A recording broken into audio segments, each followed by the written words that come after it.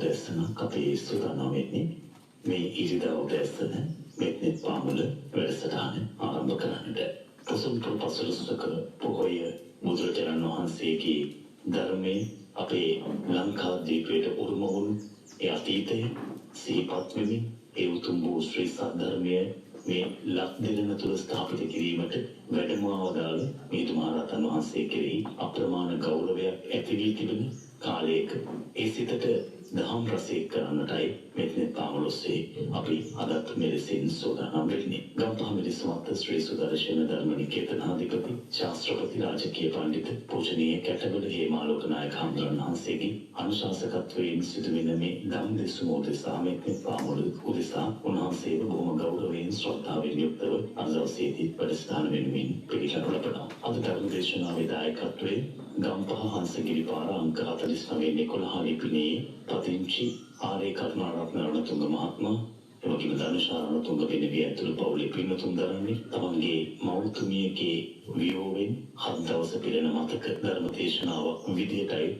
අද මේ උතුම් වූ ධර්ම දේශනාව ඔබට ශ්‍රවණය කිරීමේ වාසනාව ලැබෙන්නේ. ඒ උතුම් වූ ධර්මානුශාසනාව ආරම්භ කරන මොහොතේ බොහොම ගෞරවයෙන් අපේ පූජනීය කැටවල හේමාලෝක නායක හඳුනන වහන්සේට දැක් පිළිගන්වා ආරාධනා කරන්නට ධනුෂරණ තුංග ඊට ආරාධනා කරනු ඒ ආරාධනාවත් සමගින් අපි මෙත්නෙත් පාමුල ධර්මානුශාසනාව ශ්‍රවණය කරමු. පූජනීය වන්දනීය කැටවල හේමාලෝක නායක හඳුනන වහන්සේටයි ඒ උතුම් වූ ධර්මානුශාසනාව පැවැත්වීම සඳහා ගෞරවයෙන් යුක්තව ආරාධනා කරන්නේ. අවසරයි ස්වාමීන් වහන්සේ. සාදු සාදු සාදු. තුනුරුවන් ගුණයට නිබඳ නැමුණු සිටති අප්‍රමාණ දිව්‍ය බ්‍රහ්ම සමූහයාට ලෝතර අමාදහමේ සැනසෙල්ල උදෙසා සම්ප්‍රාප්ත වනු පිණිස අපි සුපුරුදු ලෙස ආරම්භ කරන මොහොත පින්නති හැමදෙනාගේම සිල් ගුණ සපිරුණු හද මණ්ඩලී අසීමිත බලය දෙවියන්ගේ හද මැදුර වෙත දැනේවා. සීල දේවතාවුන් වහන්සේලා මේ ආරම්භ වෙත සකීය සංතානයේ යොමු කොට වදාරත්වා කියන ප්‍රාර්ථනාවෙන් සෑම දෙනාම සාදුනාදයක් පවත්වලා දේවතා ආරාධනාවට එක්වෙමු. පොසොන් මායේ සාන්ද කිරණින් රට බැබලේවා සමන් දෙවිඳු තෙදවත් ලෙස රට සුරකීවා නුවන් යොදා සිව් දෙවිවරු සසුන රකීවා සවන් පුරා දෙවිවරුන්ට ධම්ම සේවා සක්ගේ කාමිත රූපේ ගිරිසිකර තටේ චාන්තලික් කේවිමානේ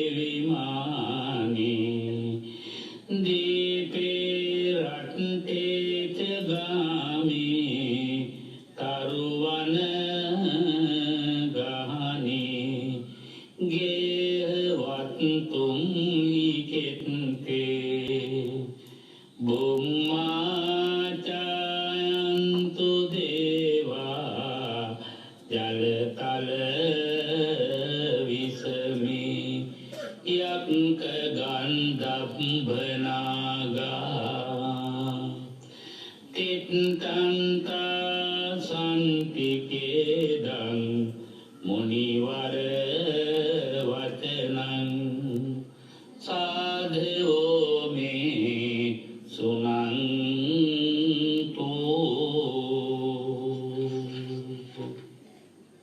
පිවිතුරු නිමල බුදු ගුණ ලොව පැතිරෙනවා දෙව් බඹනාරන් සම්බුදු පා නම දිනවා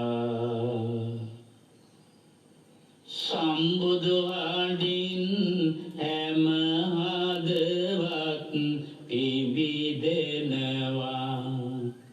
අවසර ලබා ඒ බුදු බණ පවසනවා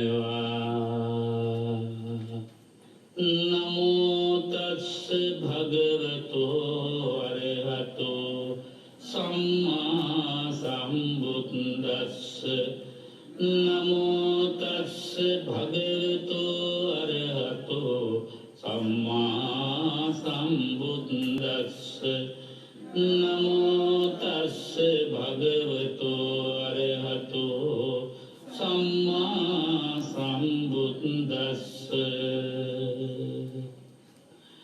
උරගෝ තතං කින්නං ඉත්වා ගත්තන්ති සන්තනං එවං ශරීරේ නිබ්බෝගේ පේතේ කාලකතෝ සතිති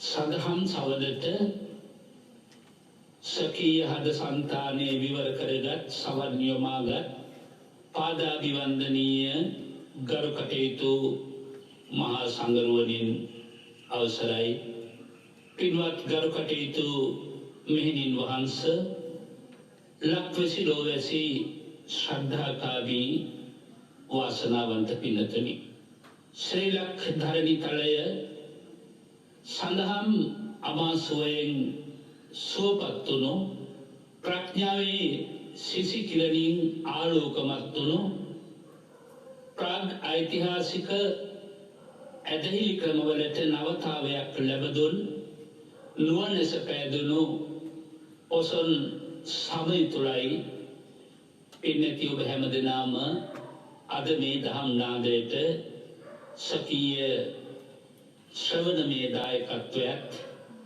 එමෙන්ම ධර්ම දේශනාවේ අද දවසට නියමිත දායකත්වයක් දරන්නට අවැසි වාසනාව උදාපත් කරගත්. අද දවසේ ධර්ම දේශනාවේ දායකත්වයේ සමග අරමුණු සිහිපත් කරමින් ඊට අදාළ තේමාවක් කරහා මේ ධර්ම දේශනාව දේශනා කරන්නටයි මම බලාපොරොත්තු වන්නේ. ඒ සඳහා විශේෂ හේතුවක් පින්නැති ඔබට අද දවසේ දායකත්වයේ තුල පවතින බව මතක් කරන්නට ඕනේ. අද සිද්ධ වෙන්නේ මතක ධර්ම දේශනාමය පින්කමක්. දායකත්වයේ අරමුණ එකයි.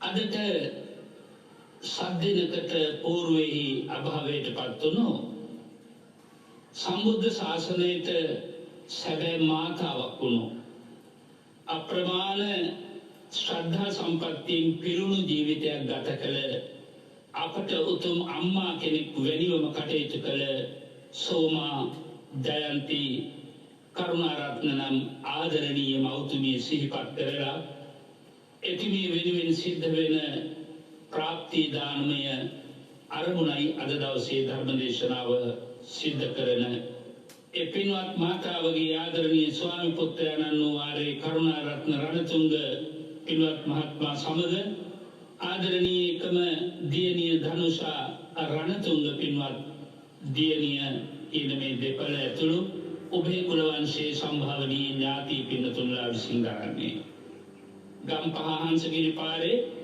අංක 49 11 දරණ ලිපිණෙහි පදිංචිව සිට ඒ පින්වත් මාතාව අභාවයට පත් වුණේ. එතුමිය වෙනුවෙන් සිද්ධ වෙන මේ ධර්ම දේශනාව සඳහා පෙනෙත් FM ගුවන් විදුලිය තුල අද දවසේ දායකත්වයේ ලැබීමමත් මහා ආශ්චර්යජනක කාරණාවක් වග හෘදයාංගමව ජීවිතයේ මහා පින්කම් තුනුරුවන් වෙනුවෙන් ජීවිතේ නවාගෙන සිද්ධ කිරීමේ ප්‍රතිඵලයක් ලෙසයි මා දකින්නේ.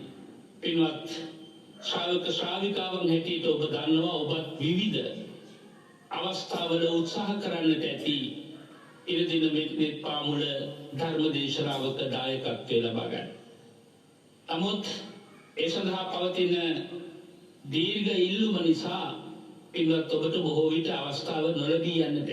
නමුත් අද දවසේ හදිසි අවස්ථාවක් උදාපත් වුණා. ඒ ධනුෂා රණතුංග පින්වත් දියණියට සකීය මව වෙනුවෙන් හිතේ පැවතුණු බලාපොරොත්තුව ඒ ආකාරයෙන් ඉෂ්ට සිද්ධ කරගන්නට.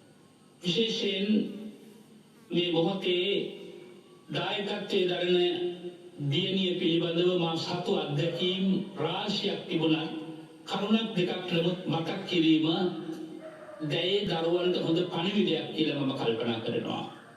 ඒ ආදරණීය එකම දියණිය හැටියට මා දකින්නේ ධීර දියණියක්. ඒ වගේම වීර දියණියක්. සකීය මුළු ජීවිතේම මව්පියන් වහන්සේලා වෙනුවෙන් අපකැප වෙලා මෑණියන් ටික කලක් රෝගාබාධව කල්ගත කළා.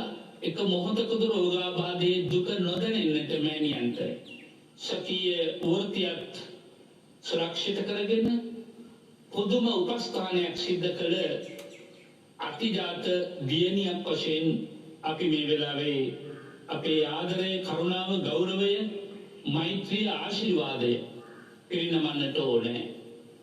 අද දවසේ මේ සිද්ධ වෙන ධර්ම දේශනාව ඒ නිසා මම කල්පනා කළා අපි දිගින් දිගටම පවත්වාගෙන යන ධර්ම දේශනා රටාවෙන් තරමක් ඉවත් වෙලා ඒ ධර්ම දේශනාවේ සමහර කාරණාවලට අනුබද්ධවම මේ ධර්ම දේශනාව දේශනා කළොත් හොඳයි කියලා. පින්වත්නි, අපි දන්නවා මේ 7 දින ධර්ම දේශනාවක් සිද්ධ කරනකොට ඒ ධර්ම දේශනාවට විශේෂ නමක් තියෙනවා. ඒකට කියන්නේ මතක ධර්ම දේශනාව. පින්වත් ඔබේ මනස අවදි කළොත් අද මම මරණානුස්සතියට අදාළ දේශනාවකට ඉඩකඩ හදාගනිමින් තමයි මේ දේශනාව දේශනා කරන්නේ. ඔබට සටහන් කරගන්නවා නම් බොහෝ කරුණුත් සමහර විට මේ ධර්ම දේශනාව ඉදිරියට දේශනා කරන්නට කාලය ලදොත් අපට විග්‍රහ කරන්නට පුළුවන්. ඒ නිසා පින්වත්ව මනසත් අවදි කරගෙන මා සමග මනසින් සාකච්ඡා කර මේ ධර්ම දේශනාවට සිත යොදවන එක අපේ දියණියත් අපේ කරුණාරත්න පින්වත් තාත්තත් බලාපොරොත්තු වන උතුම් අරමුණ වගේම මගේ බලාපොරොත්තු වන සෝමා ජයන්ති කරුණාරත්න නම් අපටම වූ කෙනෙකු උතුම් අම්මාට පින් දීමට මගේ පින්නතුලගේ දායකත්වය, ශ්‍රාවකත්වය, ශක්තිය ලබා දුන්න වෙනවා. දැන් මම අහුවත් පින්වත් ඔබගෙන් මතක ධර්ම දේශනාව යන පෙළෙහි වචනේහි පාදේහි මතක යන වචනේහි තේරුම මොකද්ද කියලා ඔබට පිළිතුරක් දෙන්න පුළුවන්. මා දන්නවා බහුතරයක් අපට පිළිතුරක් ලබා දෙයි. අපි හඳුරන්නේ මියගියේ ඥාතියාගේ ගුණ සිහිපත් කරලා, නම සිහිපත් කරලා, සබඳතාවයේ සිහිපත් කරලා, කළ පින්කම් සිහිපත් කරලා, පරලොවින් සංග්‍රහ පිණිස ඒ ගුණ මතක් කරගෙන කරන පින්කම මතක පින්කමයි, මතක ධර්ම දේශනාවයි, 7 දවසේ සිදුවන මතක දානයයි කියා. නමුත් අපි ඊට වඩා ටිකක් ගැඹුරට මේ ගැන හදාරන්නට ඕනේ. අවධානය යොමු කරන්නට ඕනේ. පින්නත් ඔබේ මං ඇහුවොත් මත කියන වචනයට වෙනම තේරුමක් දෙන්න පුළුවන්ද කියලා. ක කියන අකුරට වෙනම තේරුමක් දෙන්න පුළුවන්ද කියලා. අන්න ටික ටික පින්නත් ඔබට මෙහි තියෙන ආධ්‍යාත්මික අර්ථය, ඒ කියන්නේ ඇතුළත සැඟවුණු ගැඹුරු අර්ථය වටහා ගන්නත් පුළුවන්කම ලැබෙයි. මත කියනකොට අපිට ඒක තේරුම මතු කරගන්න මම පොඩි උපමාවක් කියන්න. දැන් අපි එක කරා නිදා ගන්න ක්‍රම තියෙනවානේ. සමහර කෙනෙක් බඩ උඩ දෙක තියාගෙන උඩ බලාගෙන නිදා ගන්නවා. ඒකටත් නමක් තියෙනවා. තව සමහර කෙනෙක් මේ සුනකය නිදා ගන්නවා වගේ වකුටු වෙලා නිදා ගන්නවා. තිගැදිලා මුණින් අතර හැදලා නිදා ගන්නවා. ඒකටත් නමක් තියෙනවා. ඒකට අපි කියමුකෝ සුනක සෙයියාව කියලා. ඒකවල සමහර වෙලාවට කටත් අරගෙන අත් දෙකත් විදාගෙන කකුල් දෙකත් විදාගෙන උඩු බෙලිය අතර නිදාගෙන ඉන්නවා. ඒක දැක්කම තමයි අම්මා කියන්නේ මේ පෙරේත නිදාගත්තා වගේ නිදා ගන්න එපා. එසා ඒකට කියන්නේ පෙරේත දෙයියාව කියලා. එතකොට පින්නත් ඔබ බුදුරජාණන් වහන්සේ සතපුන විලාසය මොකක්ද කියලා හොත් උත්තරයක් දෙයි සිංහ සෙයියාව කියලා. ඒකට වඩාත් හොඳ අදහස් ඇටියට මම දකින්නේ සීහ සෙයියාව කියනවානේ. සිහින් වලින් සතපෙනවා. එතකොට ඉදන්නවා ඇස් දෙක පියාගෙන මා කිය විදිහට බඩ උඩ දෙක තියාගෙන උඩු බැලිය අතර නිදාගෙන ඉන්නවා නම් කකුල් දෙක සමාන්තරව තියාගෙන ඒකට කියන්නේ මතසෙයියෝ කියලා. එතකොට මත කියන වචනයට ඔබ ලවාම තේරුමක් ගන්නයි මම මේ උත්සාහ කරන්නේ. එතකොට මත යන මේ අකුරු දෙකේ එන අර්ථය තමයි සංස්කෘතියෙන් නම් ඒකට කියන්නේ මලකඳට මෘත කලෙවරේ කියලා. මෘත දේහය. මත දේහය කිව්වත් හරි. එතකොට මොහොතේවත් මට කියන්නේ මොකද? මිය ගියා කියන එක. මිය ගියා කියන එකයි. එතකොට කියලා තව අකුරක් තියෙනවනේ. ඒක ක්‍රියාපදයක මූල ධාතුව වශයෙන් අපිට ගන්න පුළුවන්. කියන්නේ ක්‍රියාත්මක වෙනවා. ක්‍රියාත්මක වෙනවා. දැන් ලියනවා කියන පදය අරගෙන ඒකේ මූල ධාතුව මොකද්ද කියලා අහුවොත් ඒකට ඔබ කියන්න ඕන ලිය. කරනවා කියන එකේ ක්‍රියාපදයේ මූල ධාතුව මොකද්ද කියලා අහුවොත් ඒකට කියන්න ඕන කර. එතකොට කියන අකුරට ඕන දැන් තේරුමක් තියෙනවා. කර කියන එකේ මූල ධාතුව ක අකුර. ක ශබ්දයෙන් හටගන්නේ කර. එතකොට මිය ගිය කෙනෙකුට ක්‍රියා කිරීමට ශක්තිය දෙන බණ මතක බණයි. අන්න ඔබට අර්ථයක් ආවා. දැන් මිය ගිය කෙනෙකු නව ප්‍රතිසන්දියක් ලබන්නේ චුතිසිතේට සමාන්තරවනේ. ඒ චුතිචිත්තය තුලින් ලබා ගන්න ප්‍රතිසන්දිය උපදවන කර්මය කුමක් වුව ඒ කර්මයට අඳුන්වන්නේ ජනක කර්මය කියලා. ජනක කර්මය. එතකොට ජනක කර්මය ආසන්න චේතනාවට සමාන්තරව තමයි පහළ වෙන්නේ කියන කාරණාව වෙනතොට පැහැදිලි. සමහර විට මොන තරම් බින්දහම් කළ කෙනෙක් වුණත් අන්තිම මොහොතේ කායික පීඩාව වේවා වෙනත් මොන හරි මානසික ප්‍රශ්නයක් වේවා මරණයට මුහුණ දෙන්නට බලපාන සිද්ධිය වේවා අර පුණ්‍ය චේතනාව චුතිසිතට ඈඳා ගන්නට බැරි තත්වයට සිත චලනය වෙන්න පුළුවන්. එහෙම වෙන්න පුළුවන්. ඒකට එහෙම චලනය වුණොත් ඊළඟට ලැබෙන ජනක කර්මය ඒ පීඩාකාරී මානසිකත්වයට සමාන්තරව තමයි ලැබෙන්නේ. දැන් අපි උදාහරණයක් ඇටියට හිතුවොත් අපි පින්තූරයක් ගන්න ඔන්න දැන් ඔහොම ඉන්නේ කියන කැමරාකාරය පින්තූරය ගන්නවා. ගන්නකොටම අපේ අත හිර වෙනවා අපේ මූණ හිර වෙනවා. එතකොට පින්තූරය අලංකාරයට හැකි වෙන්නේ නැහැ. මම ඒක තවදුරටත් විස්තර කරන්නම්කෝ. දැන් කාන්තාව හැටියට නම් පින්තූරයක් ගන්න ස්ටුඩියෝකට ගියාම දැන් මේ ස්ටුඩියෝ එකේ අර වීදුරු හයි කරපු කාමරේට ගිහිල්ලා කියනවා නේද ලෑස්ති වෙලා එන්න. දැන් පැය ගානක් ලෑස්ති වෙනවා.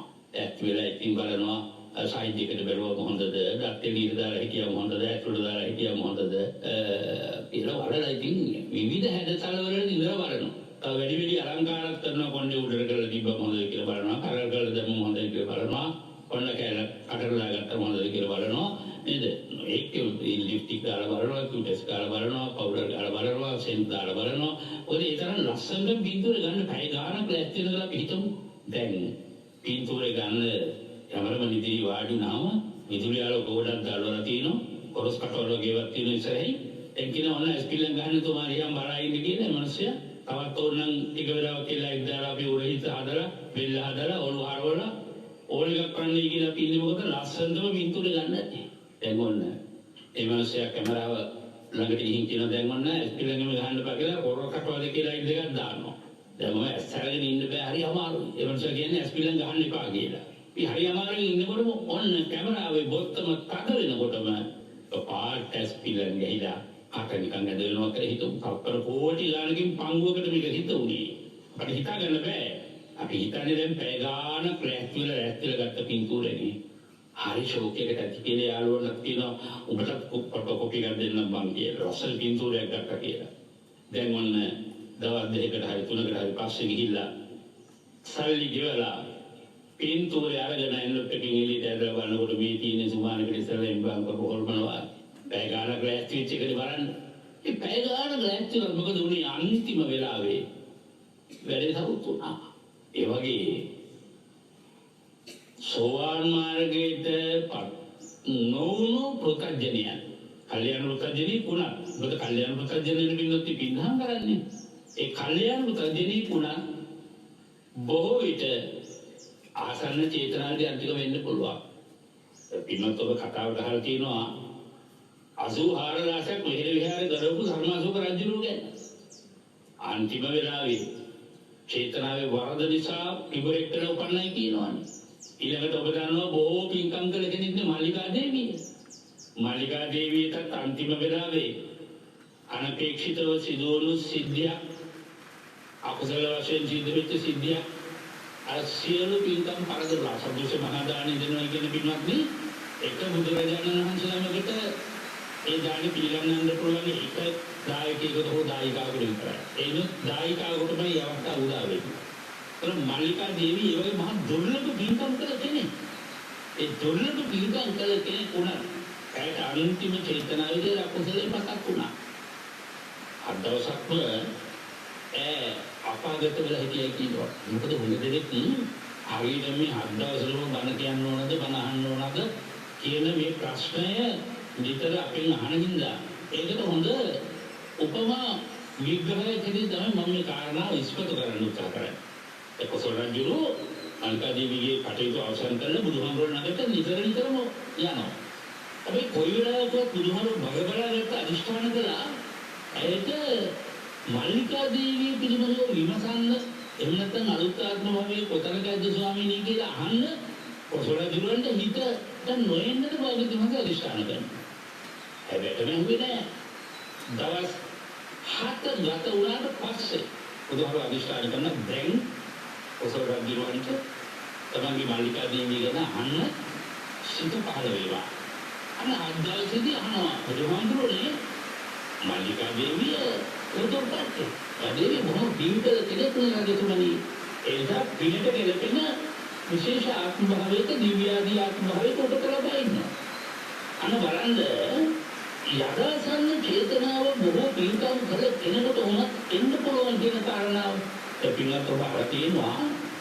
සෝවාන් මාර්ගයට යමින් හිතක් පත් කරගෙන ජීවත් වෙනවා. පළවෙනිම පියවරකින් නැති නිර්වාණ මාර්ගයේ සෝවාන් මාර්ගයේ කෙනෙක් හිත පත් කරගෙන හිටියොත් එයාට ඒ චුති සිතට ඒ සෝවාන් මාර්ග ධර්මයේදී සිටගත් සක්කාය දිට්ඨි ධර්මයේ තමයි ඉස්මතු වෙන්නේ. මමයි මගේ කියන හැඟීම දුරු කළ බැවින් මමත්වයෙන් තොරව චුති සිත ඇති කර ගැනීමට හේතු භූත වන නිසා ඊට ගැලපෙන බව හතක් ගමන් කරන්න ඕනනේ. ඒ බව හත ගමන් කිරීම ඇතුළත ඇයට කවදාවත් ඔහුට කවදාවත් සතර අපාය උරුම වෙන්නේ නැහැ. ඒ වගේ සෝවාන් මාර්ගලා විදිහට උපන්න කෙනෙක් හැටියට කල්පනා කරනවානේ ප්‍රසිද්ධව තියෙන විශාකා මහෝපාසිකාව ගැන. ඒකෙන් පිළිතුරට නූතන අදහස් කීපයක් ගන්න පුළුවන් සමාජවාදීට ඇතුළත් වුණොත් මා දැක්කා අවුරුදු 2කමාරක කුඩා දරුවෙක් පුතේ. ඒකම අවුරුදු 3කමාරක දියණියක්. පංච දීවන ධර්ම ගැන පංචස්කන්ධය ගැන පංච උපාදානස්කන්ධය ගැන ඒ වගේම නයිදන් අත්ත කතම් බිම්බන් නයිදන් අත්ත කතම් අගන් ආදී වශයෙන් පාලි පාඨ සහිතව ධර්ම දේශනා කරනවා. එක පුංචි දරුවෙක් දැන් පිළිත් කියලා හදන්නේ කියලා අඟුලිමාල පිළිත් දේශනා ඕනෝලින්ම කරනවා. අන්න ධර්මයේ තුල සෝතාපන්න මට්ටමටවත් පත්වෙච්ච නැති කෙනෙකුට මනුෂ්‍යාත්මභාවයේදී කිසිදු පුරුදුවක් නැතුව ඒ පුරුද්ද පුරුදු වෙන්නේ නැහැ. ඒ නිසා සෝතාපන්න පුද්ගලයේ හටක් ගමන් කරන ගමන සමහර විට දරුවෝ පළවෙනි භවයේ දෙවෙනි භවයේ තුන්වෙනි හතරවෙනි පස්වෙනි හයවෙනි භවවල ඉන්න වෙන්නේ බලිකමක් නැහැ. මට ඒ දියණියගේ තාත්තා හිත අතගාලා කියන මගේ පුතාට මේ භවයේම මහරහත් පදවිය ලබන්න මේ වින ඒ තේවා කියලා තාත්තගෙන් තවත් වරන් ලැබෙන අවස්ථාවක්. ඒ නිසා අපට මේ චුති සිතේහි ස්වභාවය කුමක්ද කියලා දන්නේ නැති නිසා අපේ බෞද්ධ සම්ප්‍රදාය වණ පොතේ අහවල් දවසට හරියට පිළිගමක් කරන්නයි කියලා නැති බව හැබැයි බොල් සමහර දේශකයන් වහන්සේලා මම අහගෙන හත් දවසට පිළිගම් කරන්න කියලා නියමයක් තියෙනවද තුන් මාසෙට පිළිගම් කරන්න කියලා නියමයක් තියෙනවද දායකයෝ දුරට එහෙම අහනවා.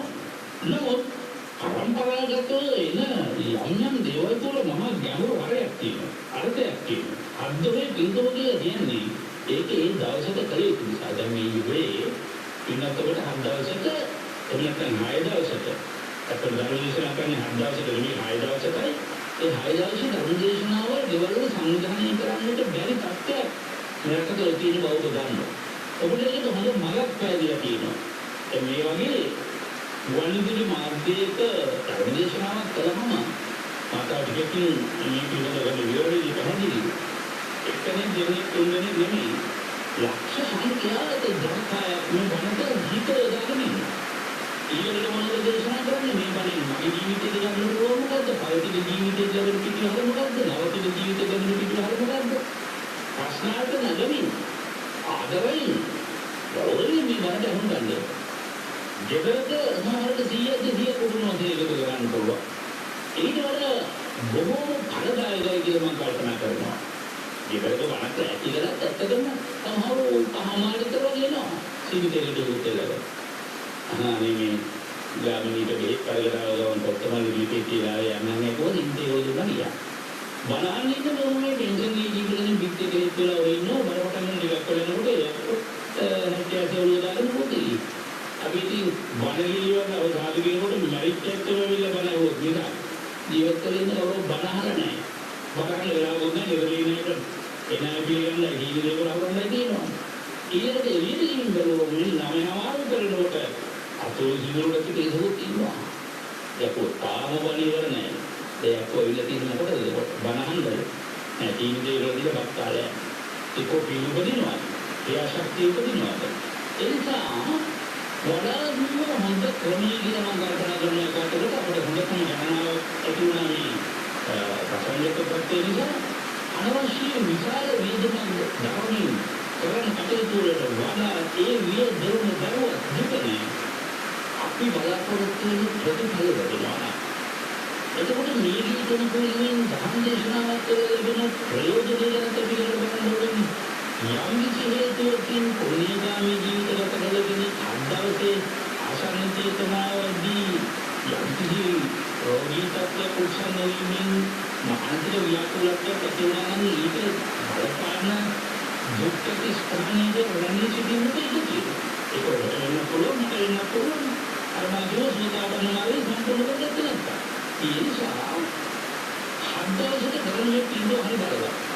අයි බලවත් ලබාගත් භවයේ දුක භවයක් නම් දුක්ඛ යතියක් නම් ඒ අත්බලවන්ත ඒ නියමී අරගෙන පංචෝපාදාන සම්පූර්ණ ශක්තිය විත මේ චිත්ත කරන්නේ යොමුකරලා ඒ දුකින් ලබාගත් ප්‍රතිසන්දියෙන් ඕවෝ චිත්ත කරවලා මරණයට පත් කරවලා නවපතක් ලබා ගැනීමට මේ චේතනාව ආරම්භ ධර්මවල පරිවර්තනය කරගත්ත සත්‍යයෙන් හදාගන්න ප්‍රබල දෙන්නේ. ඒකෙන් නව ධර්ම කර්මයකට මේ තීව්‍ර උපකාරක කියන ක්‍රියාශක්තිය. මේ ධර්මයේ ඒ ක්‍රියාශක්තිය පිළිබඳව නිකන් පුණ්‍යානුමෝදනා කියන්නේ මොකක්ද කියන කාරණාව අපි හදලා අඳුර ගන්න ඕනේ. ඒකයි මා කිව්වේ ඉස්සෙල්ලා විලක් නෑ වැඩක් නෑ බඩගෙදරකට පස්සේ විලක් වැඩක් නෑ බණ අහන වෙලාවේ බණ අහන්න ඕනේ. ඒ බණ බොහෝ විට හදාගන්න ධර්ම දේශනා කරන්නේ මරණය පිළිබඳව තේමා කරගෙන. ඒක අපේ ජීවිතේ හැම වටිනවා. ඒ ඔස්සේ යනවා එක ක්ෂණයකට චිත්තක්ෂණ 17ක් වැඩ කරනවා. අර බණ ඔස්සේ චිත්තක්ෂණ 17ක් උපදවනකොට ඒ චිත්තක්ෂණයක් අපි දන්නවා ජවන සිත් වශයෙන් බැලුවම ජවන් 7ක් පහළ කරනවා. ඒ ජවන් 7න් 7 වෙනි ජවනේ. එතකොට 7 ඒවා 17ක් එහි පිළිමක් ගන්න කාලය ඇතුළතදී සිත තුලින් චෛතසික වශයෙන් උපදවනවා. ඒ උපදවන චෛතසික ධර්ම වලින් පළවෙනි ජවන් සිත් චෛතසික 17 ගත්තොත් මේකදී ධිත ධර්ම වේදනීය වශයෙන් අපතම මෙලව අනුසංස වෙනවා. අපතම මෙලව ආරක්ෂාව වෙනවා. අපි අහලා තියෙනවා ධර්මයේ රැකෙන ධර්ම විශ්ින් රැකේ. ඊළඟ කාරණාව හත්වෙනි ජවන් සිත් ගැන බැලුවම ක්ෂණයකට 17ක් වලින් හිතන්න අපි පැයක් බණ අහනකොට දැන් අපි මේ වැඩසටහනේ පැය දෙකක කාලයක් කරන්නේ. පැය දෙකක් ඇතුළත පුණ්‍ය චේතනා ධාරාව මොන තරම් විශාලද කියන එක බලන්න. ඒකෝ ඒක චිත්තක්ෂණය පිළිබිඹුවක් වගේ කියලා. ඒකෝ මේ පිළිබිඹු ගොඩක් එකතු වුණාම දල කඳක් හැදෙනවා, ගඟක් හැදෙනවා, මුහුණක් හැදෙනවා. එච්චර විශාල ආධ්‍යාත්මික බලවේගයක් මේ බණහන අය අතරින් මතුවෙන්න පටන් ගන්නවා. ඒ මතුවෙන හත්වෙනි ජවන් සිත් පෙළී කියන්නේ උපපද්‍ය වේදනීය කර්මය. ඊළඟට ඒ අංක 1 ගැන කිව්වා අංක 7 ගැන. ජවන් සිත්වල ඉතිරි තව කොටස් 5ක් තියෙනවා නිකෝල ජවන් සිත්ක කොටස් 7යි නම් දෙවෙනි කොටසේ සිත 6 වෙනි කොටස දක්වා කොටස් ටික මේ ආත්මෙ ඊළඟ භවයේ විපාක නොදුන්නු අවස්ථා තියෙනවනේ පුණ්‍ය ශක්තිය කවදාවත් දේශින් අපට යන්නේ නැහැ පින්නත් මේ. ඒකට කියන අපරාපරිය වේදනීය කර්ම. ඒ අපරාපරිය වේදනීය කර්ම තමන්ට සංසාරික ජීවිතේ තුල මේකීනාතින සංසාරික ජීවිතේ කොතන කරගුණා ඒ අයට විපාක වාර වශයෙන් සැප විපාක නගා කර දෙන්න සපත් වෙනවා. ඉනේ බලේ එමය. එතකොට අවබෝධයක් තියෙන අවශ්‍යකම්ම කියලා. දැන් පිළිගත් ඔබට මේ කතා කරන්නේ ටික මතකයි කර්මයේ පිළිබඳව පාඩම් ඔබ දන්නවා. චිත්තදම වේදනීය, උපවද්‍ය වේදනීය, අපරාපරිය වේදනීය සහ අවශ්‍යකම්ම. එතකොට ඒ කිසිම තැනක විපාක වාර දෙමින් යන ගමනේදී එයාගේ සසර ගමන යන්තනක නැවතුනොත් හෝ බලගත් පංචානන්ත්‍රේ පාප කර්මණී අකුසලයේ සංසාර ගොතන හරි සිද්ධ වුණොත් සියලු පුණ්‍ය කර්ම පංචානන්ත්‍රේ පාප කර්ම නම් වූ අකුසලයේ බලයෙන් විසිරලා අවශ්‍ය වේ. විපාක නොදිය. රහත් ඵලයටපත් වුණොත් ඒත් එමයි සියලුම පුණ්‍ය පාප දෙකම අවශ්‍ය වෙනවනේ. අන්න එතකොට එතනත් අවශ්‍ය කම්ම ගණනටපත් වෙනවා. එහෙනම් එහෙම නෙවුනත් ලේසියෙන් මේ අපි කරන පින්කම් කවදාවත් අවශ්‍ය භාවයටපත් වෙන්නේ නැහැ. ඒ නිසා මතක යන වචනේ තේරුම මම මේ දුන්නේ. හත්වෙනි දවන්සිට්වල බලය වැඩි කරවා මියගේ ඥාතීන් ක්‍රියාශක්තිය දෙන බණ මතක බණයි. දැන් පිටතට පැහැදිලි. හොඳයි අපිට මරණය පිළිබඳව බොහෝ කරුණු සාකච්ඡා කරන්න තියෙනවා කියලා මම පිළිවත් ඔබට මතක් කළා පොරොන්දු. අපි මේ ජීවිතේ ජීවත් වෙනකොට සමාන්තර පද කීපයක් ආදේශ කරගෙන අපේ ජීවිතයේ ඒ තුළ ක්‍රියාකාරී වෙන බව සිහිපත් කරගන්න පුළුවන් මේ විදිහට. රමණය කියලා වචනයක් තියෙනවා. රමණය කියන්නේ මොකද? අපි ජීවත් වෙන මුළු කාල සීමාව තුළම රමණයෙන් තමයි ජීවත් වෙන්නේ. සසර සැරි සරණ තුරුත් අපි රමණයෙන් තමයි ජීවත් වෙන්නේ. රමණය යනු කොහොමද? රමණය යනු දැන් අපිට මරණය කියන වචනේ අනිත් පැත්ත හරවන්න ගියොත් රමණය කියලා කියන්න පුළුවන්. රමණය යනු ඇලී සිටීමයි. ඇලුණු දේවල් නම් ඇලී සිටීම සහ ගැටුණු දේවල් නම් ඇලී සිටීම කියන මේ දෙකටම රමණය කියන වචනේ පාවිච්චි කරන්නේ. එතකොට යම් කිසි කෙනෙක් යම් කිසි භවයක උපත ලැබලා මරණයට පත් වෙනතුරු මොකද කරන්නේ? ලෝකයේ අල්ලාගෙන ඉන්නවා. රමණීය කියන්නේ ඇදිලා ඉන්නවා. මේ ලෝකයේ මමත්වයෙන් ගනිමින් ඉන්නවා. ලෝකයේ තමා සතු දේවල් ඔක්කොම මමත්වයෙන් අරගෙනමින් ඉන්නවා. ඒකට කියනවා රමණීය කියලා. එතකොට අපිට මරණය යන කොහොමද? ඊළඟ ප්‍රාතිප වචනේ මරණය. එක් භවයක රමණය අතරින්නියම් මොහතකද ඉන්නේ මොහොත මරණයයි. අපිට සරලව තේරුම් ගන්න මේ කතා කරන්නේ. මේ බුදුහාමුදුරුවෝ මේකට හරි ලස්සන උපමා කතාවක් එක්ක දේශනාවක් කරලා ඔන්න වහණෙනි බමුණෙක් හිටියා. ඒ බමුණට බිරින්දෑවරු 4 දෙනෙක් හිටියා. දැන් ඔන්න බමුණා ඒ අයගේ සෙනෙහසේ ප්‍රමාණයට ඒ අයට සෙනෙහස පුද කළා. ඒ අය තමයි කරන ආදරය කැපවීම අනුව ඒ අය සෙනෙහස පුද කළා. ඔහොම කල්ගත කරලා දැන් බමුණා මරණාසන්න වුණා. මරණාසන්න වුණාම පවණ කල්පනා කරනවා මගේ බිරින්දෑවරු 4 දෙනා පරීක්ෂා කරන්න ඕන. මට මාද තනි වුණා. මට තනියම භවයේ යන්නත් බෑ. ඒ zaman බිරින්දෑවරුන්ගෙන් 4 දෙනාව හරි එක්කෙනෙක් හරි එක්කන් යන්න ඕන පරලොවට කියලා. අර බිරින්දෑවරු 4 දෙනාට කතා කරා. ඉස්සලා කතා කළා 4 වෙනි බිරින්දට. 4 වෙනි බිරින්දට ගොඩක් ආදරය කළා කියනවනේ මේ බමුණා. කතා කරලා අහනවලු. මේ දැන් මම මැරෙන්නයි හදන්නේ. ඔයා එනවද මාත් එක්ක? ඒගොල්ලෝ අහලා බලන්නකෝ. ඔය දිවෙන් දිව ගාගෙන ඉන්න අයගේ මහත්තුරු නෝනගෙන් අහන්නකෝ. නෝන මහත්තුරුගෙන් අහන්නකෝ. මව්පිය දරුවන්ගෙන් අහන්න. දරුවෝ මව්පියන්ගෙන් අහන්න. ඒ සහෝදරයෙක්ගෙන් අහන්න මාත් එක්ක යන්නේ නේද කියලා කී දෙනෙක් කැමති වේද කියලා බලන්න. අපි බලමුකෝ මේ උත්තර හතරෙන් ඒ අය දෙන උත්තරේ මොකක්ද කියලා බලන්නකෝ. ඔයගොල්ලෝ මේ කියන බණ එතකොට ප්‍රායෝගිකවත් වෙනවනේ. මට ඉතින් අහන්න තියෙන්නේ දැන් මේ බණ කියන අතරදී ගොඩක් මම කියන්නේ වරුණ පුතානේ. දැන් මම ඇහුවොත් එම් පුතා මාත් එක්ක යන්නේ එනවාද කියලා මොන වගේ උත්තර දෙයිද කියලා මට හිතා ගන්න බෑ. ඒ වගේ දැන් මේ බණ අහන තැන මේ වෙලාව වෙන්නේ අපේ දායකත්වයේ දරන දායකයෝයි ස්වාමීන් වහන්සේලායි මෙහිණි වහන්සේලායි. ඒ උන්වහන්සේලා වගේ ශිෂ්‍යයන් වහන්සේලා නිසා මම උන්වහන්සේලාගෙන් අහුවොත් මට මොන වගේ උත්තරයක් දෙයි. ඊළඟට මේ රටේ බණ අහන ඇත්තේ ඉන්නවනේ දැන් මේ වෙලාවේ ගුවන්විදුලින් මම ඔබෙන් අහනවා කැටවල හේමාලුක අහඳුරව අපවත් තුනක් මාත් එක්ක යන්න කැමති අය ඉන්නවනම් මට බින්දර කියලා එවන්න නැත්නම් දුරකටම පණිවිඩයක් දෙන්න කියලා නේද? ඔබ මොන වගේ පණිවිඩයක් දෙයිද කියලා බලමු. මං ඊළඟ පැයෙන් පස්සේ බලාගෙන ඉන්න. දැන් ඔන්න 4 වෙනි බිරිඳට තමයි වැඩිම ආදරේද අහනවා මේ ඔය එනවද මාත් එක්ක යන්න. මේ මතක තියාගන්න මම නම් ඉන්න තැනින් එළවෙන්නවත් නැහැ. මට බෑ වැත්තෙක් එන්න. මං ඉන්න තැනින් එළවෙන්නවත් නැහැ. ආයේ එහෙමද? අන්නේ දේරුණා ආදරේ කරුකේ කියාරුනේ. කවන්නේ. ඉඳාගෙන ඉන්න පරිදිද දුන්නේ කියනවා. හරියට වැඩිම ආදරේ කරාට තුන්වෙනි විදිහට වැඩි ආදරේ කරේ නැහැ. අර මම මධ්‍යම ප්‍රමාණයෙන් ආදරේ කරා. කතාවල අහනවා මේ ඔයා එනවද මාත් එක්ක යන්න. ඔය කියන්නේ. ඉතින් දෙපා මම කිව්වට මම නම් නැත්තේ කියන්නේ නෑ මම වෙලෙක් කෙනෙක් කතා කරනවා ඒක ජීවත් වෙන්න. ඒ මොකද දැන් කොටෝනේ ඉත කැඩුනා. දැන් ඔයගොල්ලෝ නෝනගේ අහුවත් පාතුරු පොදු උත්තරයට වහන්න ඕන දෙන්නක් කියලා තියෙනවා. ඒක නේද දෙන එකක් නෑ. ඔය අන්තිම මොහොතක් ඔය ජීවත් වෙන්න එපා. ඒ උත්තර දෙන එකක් නෑ නේ. කොහොමද ඔන්න ඒ තුරුත් දැකියක් ඉත විදුලන් ඉන්නකො දෙවනි බින්දට කතා කරනවා. දෙවනි බින්දට අරිසත්ත අඩුවෙන් තමයි යා කරේ. මේ අන්න මෙරෙන්න හැදන්නේ. එයා එනවා වාත් කියන්නේ. මේ හැබැයි මම එන්නේ සෝනනකට විතරයි. එහෙමද? එදිරින් හැදෙන්නේ නැද්ද? දැන් ඔබට ඔබ ගැන යම් කිසි ධර්ම අවබෝධයක් ලබා ගන්නත් හොඳ කාරණාවක් වෙන්නත් මේ උපමාව තාම කියගෙන යන්නේ. මේ කතා පොත සමහරට ඔය විදිහට අහලා ඇති. නැවතනක මතක් වෙනවා කියනවනේ අසු ධර්ම දියුණු වෙනවා, නැසු ධර්ම අහන්න ලැබෙනවා. ඒ ආනිසංස උපදිනවා නේද? දැන් බිරින්දවරු දෙන්නම කියපු කතා ටික මතකද?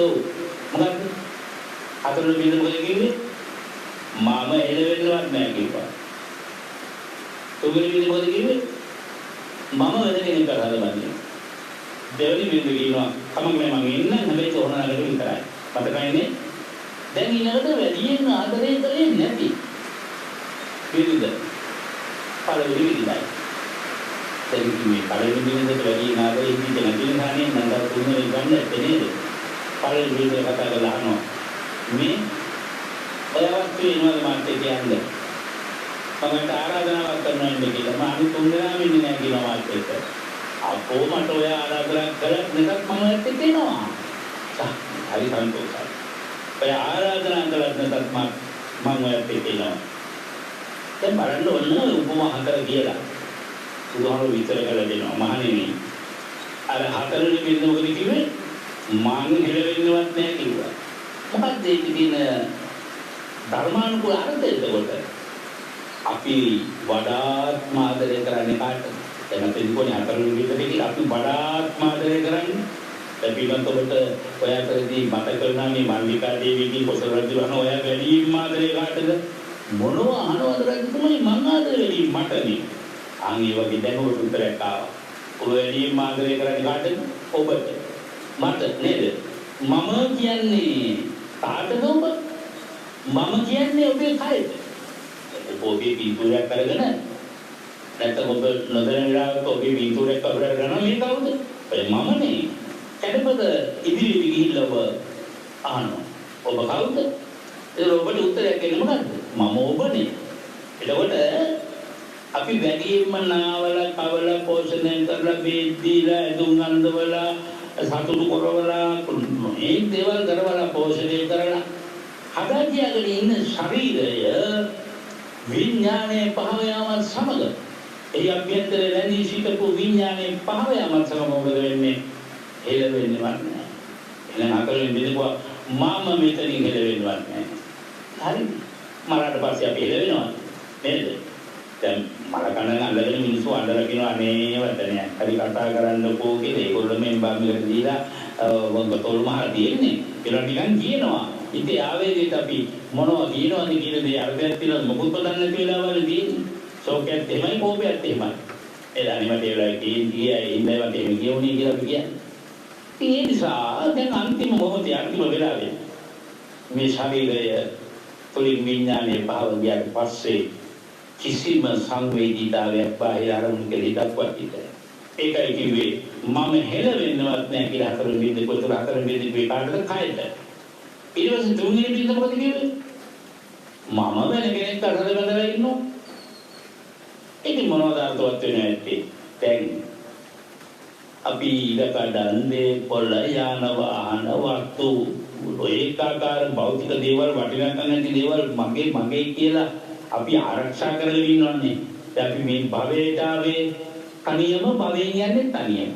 දැන් භවයේ ඉන්නකන් ඇත්තටම මම මගේ පිරිස මේ මගේ දරුවෝ මේ මගේ බිරිඳ ආදී වශයෙන් යමක්කමක් ඒගොල්ලන්ටයි කියලා හම්බ කළත් ඒ ඔක්කොම අනුන්. මෙතනින් අපි පිටවෙල ගියාට පස්සේ ඒ හැමදේම අනුන්ටනේ. අනුන්ට බැඳිලා තියෙන්නේ. ඒකයි කිව්වේ මම ඉන්නේ නෑ නමුත් මම වෙන විවාහයක් නැත්නම් වෙන බැඳීමක් ඇති කර ගන්නවා. ඒ වෙන අයට ඒවා පවරලා දීලා ඔන්න අපි ඉස්සතින් මිය පරලෝ යනවා. එතකොට කිසිම තේපල සම්බතක් අපට ඇති නැහැ. ඊළඟට දෙවෙනි බිරිඳකට ගියහම මොකද කිව්වේ? මම ඔයන්ට සෝන නගට විතරක් එන්නම්. පස් ටිකක් දැම්ම ආන්තට හරුණාවා. හරින්නේද? පළකට අරගෙන ගියා. අපේ මගේ කියලා ඉන්න අපේ කියලා ඉන්න සියලුම දූ දරුවෝ ආදී මගේ කයෙන් බාහිර වූ සියලු දෙනා මාත් එක්ක ඉන්නේ එක්කෝ ආදානාගාරෙත් නැත්නම් චිතකේ ළඟට. එහෙම නැත්නම් භූම දාන කරන ඉතින් විතරයි. ඒකයි ඒ දෙවෙනි බිරිඳගේ සංකේතුනේ. එතනින් එහාට සියලු සම්බන්ධතාවය කරා. පළවෙනි බිරිඳ මොකද කිව්වේ? මට ආරාධනා කළත් නොකළත් මම ඔයත් එක්ක එනවා. ඒ කිව්වේ මොනවටද? අපි එක පරලොවට යන්නේ මොනවද ඔබ දන්නවා? ඔබට මම තව ටිකකින් ඒක කරුණු පිළිබඳව සාධකයක් ඉදිරිපත් කරන්න ඕනේ. දැන් මේ කියලා දුන්නු කාරණා ඇතුලේ පින්නත් ඔබට මෙන්න මේ විදිහට මම මේක කවියකටත් මේක නගලා පෙන්නන්නම්. දේපොළනෝ සෙල්වි යනුනට අයිති වෙති මගේ කියූ අය සෝනට එනවා ඇති පරලොවතෙක්ම යපි පින් පව් සිතෙහි ඇති මෙයමයි ඇත්ත කත්වය මේ දිවියේ ඇති. දැන් අර බණ කතාවෙන් භාග්‍යතුන් වහන්සේ වදාළේ. එතකොට සංසාර ගමනේ හිතින් තදින් අල්ලාගත් දේවල් වලට මම කිව්ව තවත් වචන දෙකක් තියෙනවා. මේ රාමණයයි මරණයයි ගැන මම කතා කරේ. රාමණය කරපු අල්ලගත්තු හැමදේම අතහැරලා ඔන්න ඊළඟට පියවර තවනවා මරණයෙන් පස්සේ ඊරමණයට. ඊරමණී කියන්නේ පොල් ගාඩික නෙමෙයි. ඉර කරලා අල්ලගත්ත දේවල් මනසින් ඉර කරගත්ත අල්ලගත්ත දේවල් වලට මොනවද කියන උපාදානයි. මේ භවයෙන් ඊළඟ භවයට යන්නේ උපාදාන කරගත්ත දේවල්. උපාදාන කරගත්ත දේවල් පහක් යනවා. ඒකට කියනවා පංච උපාදානස්කන්ධය. අදින් අල්ල ගන්නවටනේ. දැන් රූපයක් ගත්තම රූපේ දැක්කා එතනින් දැක්කා විතරයි කියලා ඉවර වෙනවා නම් ඒක උපාදාන වෙන්නේ නැහැ. යම් රූපයක් චන්දරාගය මිශ්‍ර කරගත් තරමට ඔන්න තදින් අල්ලගත්තා. හිර කරලා අල්ලගත්ත මනසින් හිරමන කරගත්තා. එහෙම කරගත්ත රූපය ඔන්න ඊළඟ භවයට ගමන් කරන සමහරට අපි පැටිසැලේ ගිහිල්ලා කවුරු හරි ඖෂධ පූජාවක් කරනවා කියලා අපි හිතමු. මල් පූජාවක්. ඒක අත ගහගෙන යනවා. දැන් බණහන තැන බණ ඉවර වෙන්නත් ඉස්සර මිනිස්සු බණ මැදින් යනකොට ඔන්න පිළිකරත් ගන්න පටන් ගන්නවා. මං අහනවා බණ ඇද්ද? ඔක තියෙනවා. ඒක බණ අහන්නෙත් පිළිකරත් ගන්න අවබෝධයකුත් නැහැ.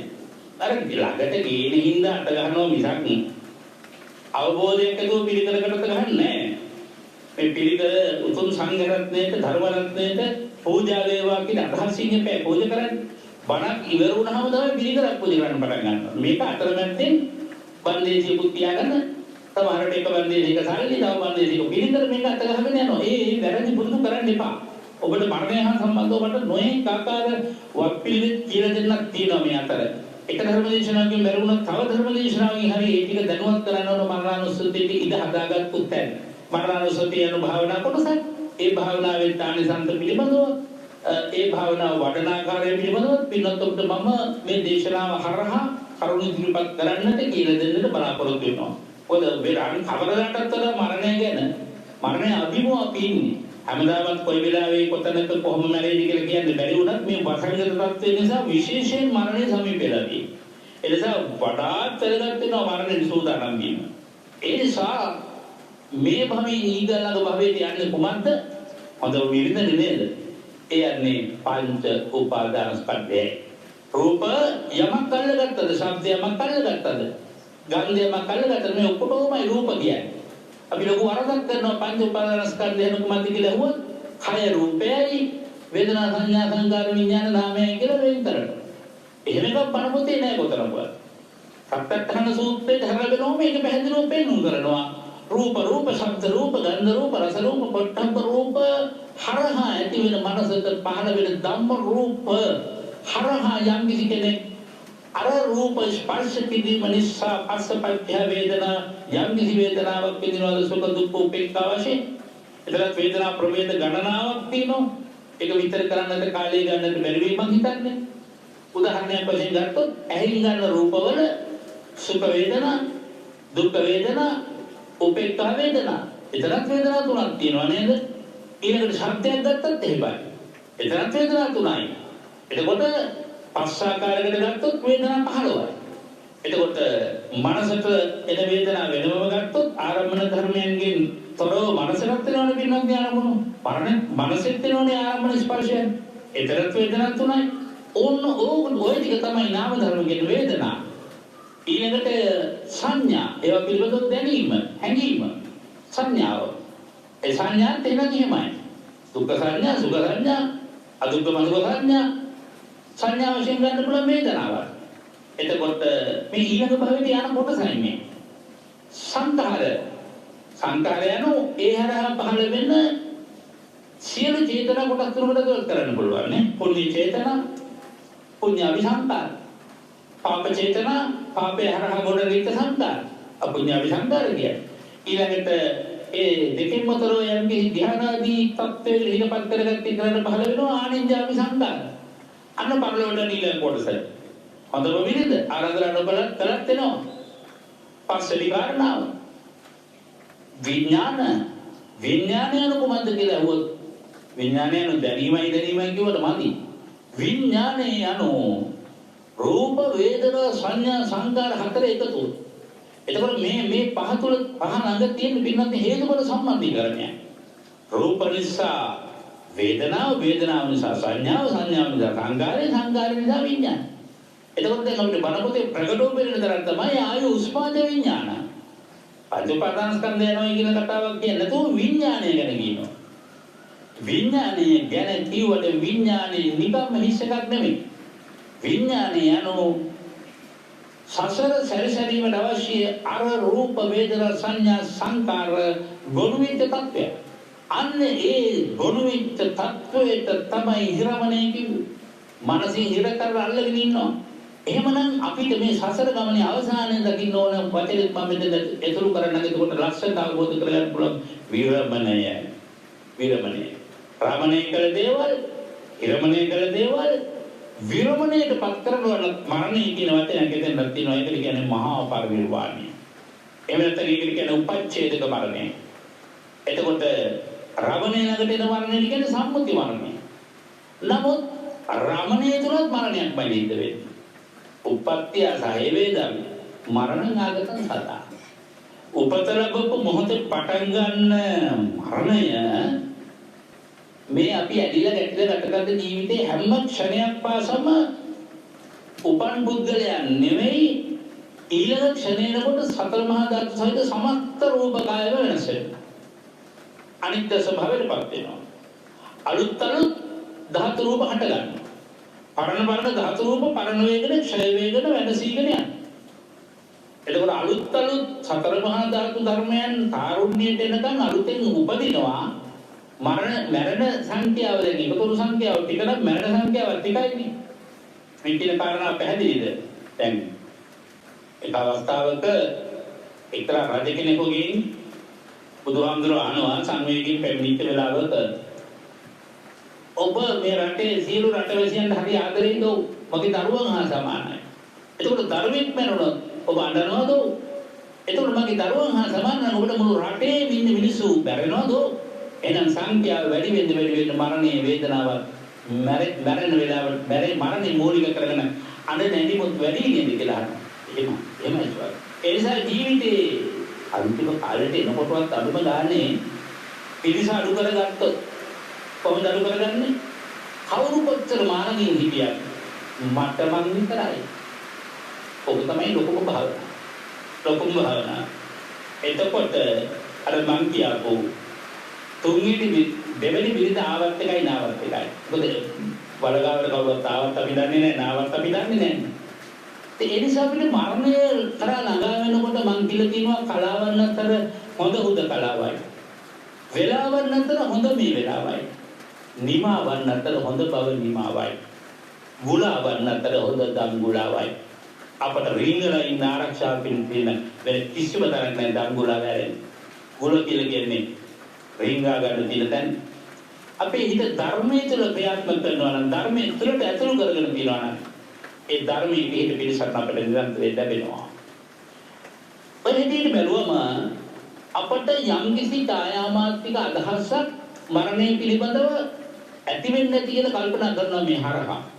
ඊළඟට මම මේ සඳහාම පින්වත්නි මේ ධර්මය අවබෝධ කරගත්තොත් පින්වත් ඔබට මරණයේදී දැඩි වේදනාවකින් තොරව තබාගේ මරණය වෙනුවෙන් වේවා, තවගේම තමන්ගේ ආශ්‍රිතයන්ගේ මරණයක් පිළිබඳව වේවා, තමන්ගේ දරුකටවුගේ මරණයන් මූලික කරගෙන හඬන වැළපෙන දැවෙන සිත් ඇති අය, අනිත් සමහර ස්වාමියාගේ මරණය මුල් කරගෙන හඬන දැවෙන වැළපෙන සිත් ඇති අය, බිරිඳගේ මරණය මුල් කරගෙන හඬන වැළපෙන දැවෙන සිත් ඇති අය කොච්චර ඉන්නවද?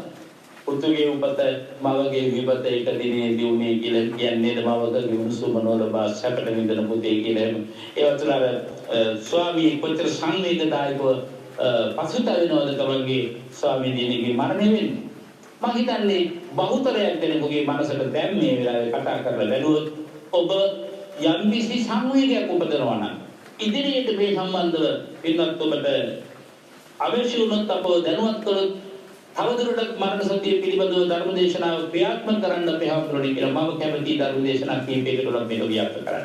ඒ තරමට පින්වත් ඔබට හිතකරයි ප්‍රයෝජනයි කියලා මම කල්පනා කරනවා. අපි ජීවිතේ සකස් කරගන්නට ලෞකික මට්ටමේදී බණ බොහෝ ඇහුවත් මරණය වෙනුවෙන් හිත සකස් කරගන්න බණ අහන වාර හරි අඩුයි.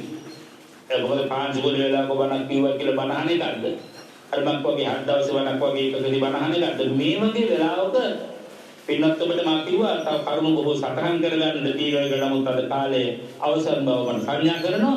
ඉතින් කෙසේ වෙතත් පින්වත් ඔබට තව එක උදාහරණයක් සිහිපත් කරන්න මට අවසර දෙයි කියලා මම කල්පනා කරනවා. හිත හදාගන්න. අපේ මාතෘකාව තමයි මේ දවස්වල දේශනා කරන්නේ පසුතැවිල්ලෙන් තොරවීම කියන එක. ඒකට පසුතැවිලි වෙන කරුණු අතර තමාගේ හෝ තමාගේ අයගේ මරණයන් පිළිබඳවත් අපි බොහෝ පසුතැවිලි වෙනවා. ඒකට අපිට හොඳ උදාහරණයක් සපයන කතා පුවතක්, ජාතක කතා පුවතක් තියෙනවා. ඒකේ නම උරග ජාතකය. කොහොමද ධර්මදේශනාවට මාතෘකා කරේ උරග ජාතකය. දැන් එක පවුලක් හිතේ පවුලේ කවුදින්නේ අම්මයි තාත්තයි දුවයි පුතයි 16 ඉන්නවා. ඉතින් පුතාට බිරිඳකුත් ගෙනත් දුන්නා. මේගොල්ලෝ හැමෝම මරණ සතිය වඩන පුරුදු කරන අය. අභ්‍යාස කරන අය. එතකොට කොහොමද අභ්‍යාස කළේ කියන කාරණාව විවරණය කරන්නේ ඊළඟ දේශනාව යොමු කරගන්න වෙයි කියලා මම කල්පනා කරනවා. කොහොම වුණත් දවසක් ගොවිතැන්පත් කරලා මේගොල්ලෝ ජීවත් වෙන්නේ. දැන් පුතක් කසාදයක් බැලලා දැන් එතකොට ගෙදර කී දෙනෙක් ඉන්නවද? අම්මා ඉන්නවා. ඒ වගේම බිරිඳ ඉන්නවා, සහෝදරයෝ ඉන්නවා, දාසියෙ ඉන්නවා. දැන් පුතයි තාත්තයි උතුම් 6 දෙනෙක් නේද? දැන් පුතයි තාත්තයි උඹරට ගිහින් ගොවිතැන් කරමින් ඉන්න වෙලාවේ හදිසියේ පුතාට සර්පේ දෂ්ට කළා. සර්පය ඉඳලා දැන් ජීවිතයක් නෙවෙයි විතරක් නෙමෙයි විසංග පුරා දුවලා පුතා මැරිලා.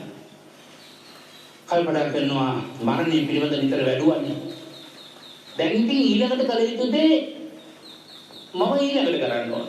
දැන් එයා ගොවිතැන් කටයුතු වල ඉතුරු ටික කරනවා. සුදු වස්ත්‍රයකින් පුතා වැහුවා. වල පිට බලලා ගව පැත්තට යන මිනිස්සු දැකලා කියනවා මෙහෙමයි අනේ අපේ ගෙදර පොඩි පණිවිඩයක් කියනවා. මොකද්ද? අද දවල්ට කෑම ගේනකොට එක්කෙනෙකුට විතරක් කෑම ගේන්නේ. පුතා මලා කියන පණිවිඩය කිව්වේ නෑ බලන්න. එක්කෙනෙකුට විතරක් කෑම ගේන්නේ. දැන් ගෙදර අම්මට මේ පණිවිඩය කතා කරලා ඒ මනුස්සයා කියලා ගියා. අම්මා කල්පනා කරනවා එහෙනම් එකත් එක තමයි අපේ පුතා මැරෙන්නේ. දැන් මහත්යෙන් මේ පණිවිඩය කිව්වේ පුතා මැරෙන්නේ. එකක් අරගෙන යන්න ඕන කියලා. දැන් ගිහිල්ලා එකවත් ඒකුත් අරගෙන ගියාම හැබැයිම සුදුරෙන් දෙකේ පුතා වහලා අනිත් අය ගෙදර ආයෙ කැඳවගෙන ගියා. දැන් ඒ කෙනෙක්වත් පුතාගේ මරණය වෙන්නේ ශෝක වෙන්නේ නැහැ. දැවෙන්නේ නැහැ, තැවෙන්නේ නැහැ. දැන් මරණ සතිය වඩලා ඉන්න කෙනෙක් නේ. දැන් ඔන්න ශක්‍ර දෙවියන්ගේ පණපුඩු ආසනේ උණු වෙලා ශක්‍ර දෙවියෝ වේශයක් මවාගෙන ඇවිල්ලා එකෙක්ගෙන් අහනවා අපේ කාලේ ගෙත් නිසා මම කෙටි කරගන්න මතක් කරන්නේ එකෙක්ගෙන් අහනවා ඇයි යඩන්නේ ඇයි මේ කවුද තාත්තගෙන් අහනවා සතේ පුච්චනවාද? දැන් ඒගොල්ලෝ චිතකේ ගොඩනගලා ඒ චිතකේ මිනිහ තියලා දවනවා දැන්. දවන ගමන් තමයි ශක්‍රය එන්නේ. ඇවිල්ලා අහනවා මේ සර්පෙක්ද සතෙක් දවනවාද? මම නම් හිතේ සතෙක් දවනවා කියලා නෑ.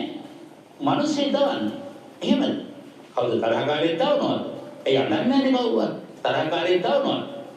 අපි පළගෙදරට ගියාම ඕගෝ ගාලා අඬනවා නම් දැවෙනවා නම් හරි ලස්සනයි හරි ආසයි. පරණ ගෙදර ගිහින් ආහමත් අහන්නේ මොකක් ඇඬුවද ඒගොල්ලෝ? ඇඬුවේ නැත්නම් මරුණාට කැමති ඇති කියලානේ කියන්නේ නේද? කොයි වෙලාවෙද වැරෙන්නේ කියලා බලාගෙන හිටියා වෙන්නේ නැති කියලානේ කියන්නේ. ධර්මාභෝධයෙන් තියෙන එක්කෙනා තමයි මේ නාඩා හිත හදාගෙන ඉන්නේ කියන එක. හැබැයි සමහර අය ඔය පළවෙනි පියවරටත් ඇති කොයි වෙලාවෙද පොඩි මැරෙන්නේ කියලා මොකක් වයසට ගියාම ලෙඩ වෙලා එකට වල ඉන්නකොට දවසට තුන් වතාවේ බලනවා අදවත් එක්ක පඩ ගිහින් නැහැ නේද කියලා. එහෙම නාඩා ඉන්නවා පැටි ලොකු දෙයක් අදලා වැඩි ඉවර වුණා කියලා. එහෙම නෙමෙයි මේ තාත්ත බලමු. තාත්තා යනකොට තාත්තා මෙහෙම කියනවා. මම කාලේ පිටි කරගන්න කවි කීපයකින් මේක සංක්ෂිප්ත කරන්න. දිරන හැව අතර යන උරගේ පොලිසිනේ ඉමක් දකීගේ ඔවේ ජීවිත ගමනේ. උරගේ සර්පේ තමන්ගේ හැව අතරිනවා වගේ ජීවිත ගමනේ දැන් ඒක හැවක් අතහැරලා අලුත් තැනකට ගියා. ඒ ගැන නොදැන දෙවෙන විට අමුසොහොනේ හැදුවට පලක් නැත මල අය හට දිතිමි. හරි තාත්තා හිත හදාගත්ත කියමු.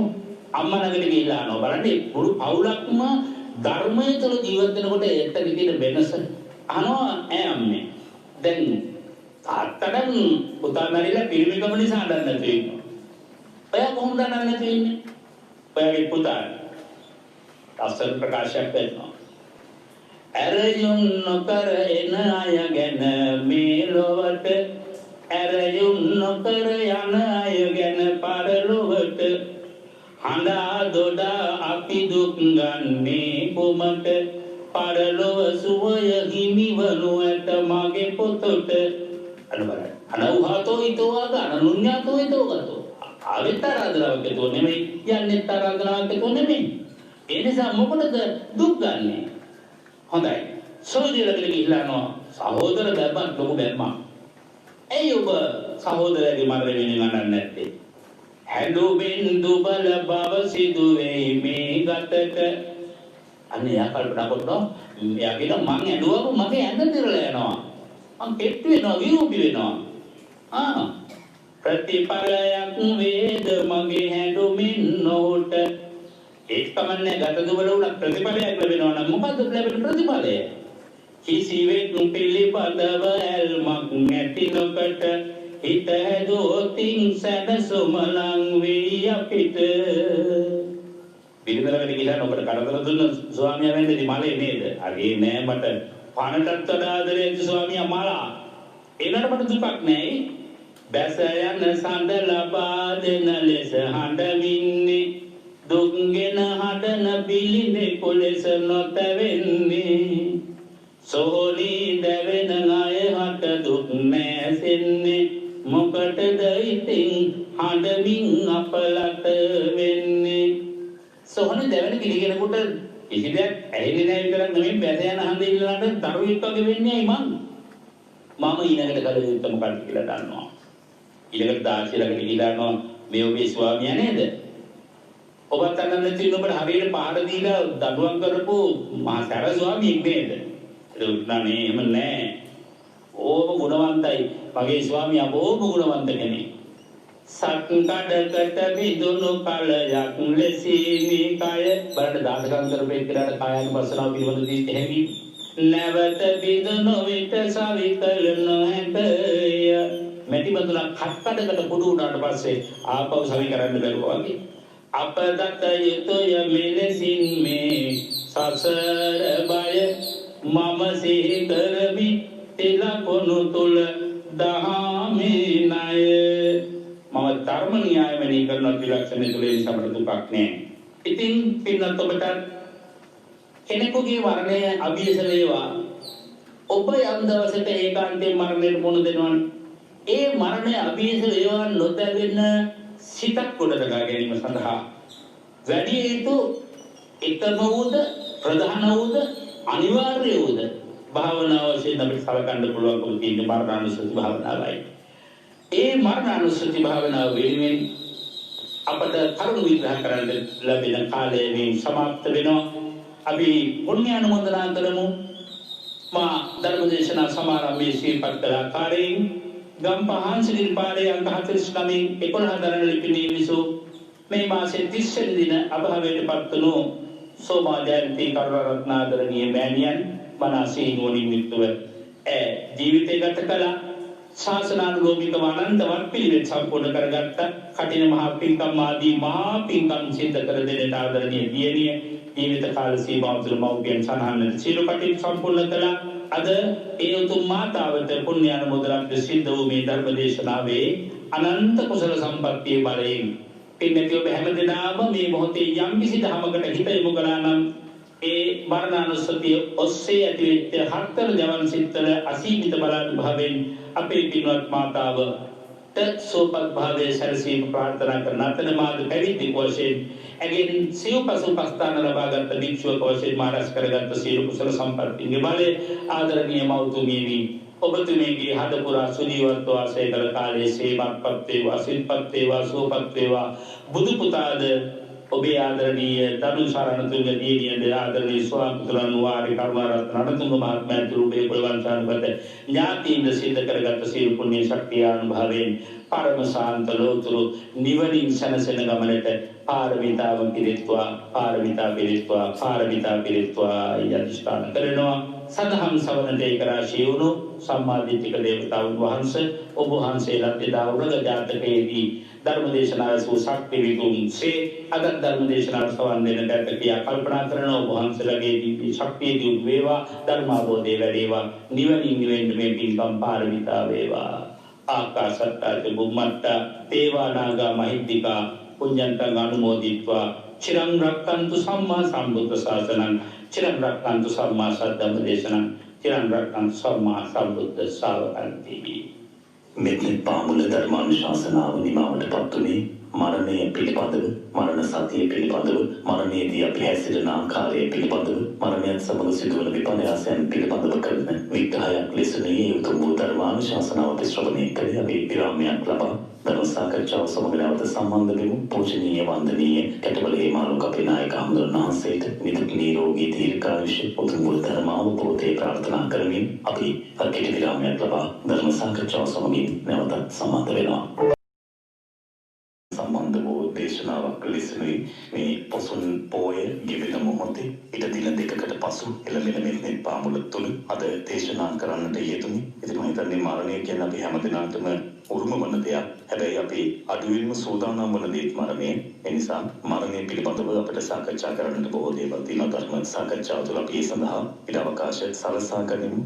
ධර්ම සාකච්ඡාව ආරම්භ කරන මොහොතේ නැවත වාරයක් පූජනීය අපේ කැටවල හේමාලෝක නායක හඳුනන වහන්සේව මෙත්නෙත් පාමුල ධර්ම සාකච්ඡාව වෙනුවෙන් පිළිගනු ලබන අවසරයි ස්වාමීන් වහන්සේ.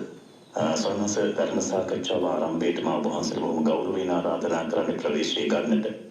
කෙනෙක් ජීවත්ව ඉන්නකොට අපි බොහෝ වෙලාවට ජීවිතය ගැන හිතන්නේ මරණය ගැන හිතන්නේ නැහැ. බොහෝ වෙලාවට මේ ජීවිතේ කොහොමද අපි දියුණු වෙන්නේ, එහෙම නැත්නම් අපේ ජීවිතේ කොහොමද ගත කරන්නේ, අඩුපාඩු කොහොමද නැති කරගන්නේ, මේ වගේ තත්ත්වයන් ගැන තමයි අපි හැම විටම උත්සාහ කරන්නේ හිතන්නට. මරණය ගැන ජීවත් වෙන්නකොට කොයි ආකාරයෙන්ද අපි හිතන්නට ඕන, අපි මරණය ගැන සූදානම් වීමේ අවශ්‍යතාවයක් තිබෙනවාද? මොකද සමහරු කියනවා මරණය ගැන කියනකොට මේවා අසුබ දේවල්, මේවා ගැන කතා කරන්න එපා, හිතන්න හොඳ නැහැ. ඒ තුළ තමන්ගේ ජීවිතේ අසුබයක් වැඩෙනවා කියන කාරණේ. සාමාන්‍ය දී සමාජයේ අපි හිතන විදිය මේක. මෙය කොතෙක් සාධාරණද නැත්නම් අපි මරණය ගැන සිතිය යුත්තේ, අපි ජීවත් වෙන්නකොට මරණය ගැන කොයි ආකාරයෙන්ද කටයුතු කළ යුත්තේ?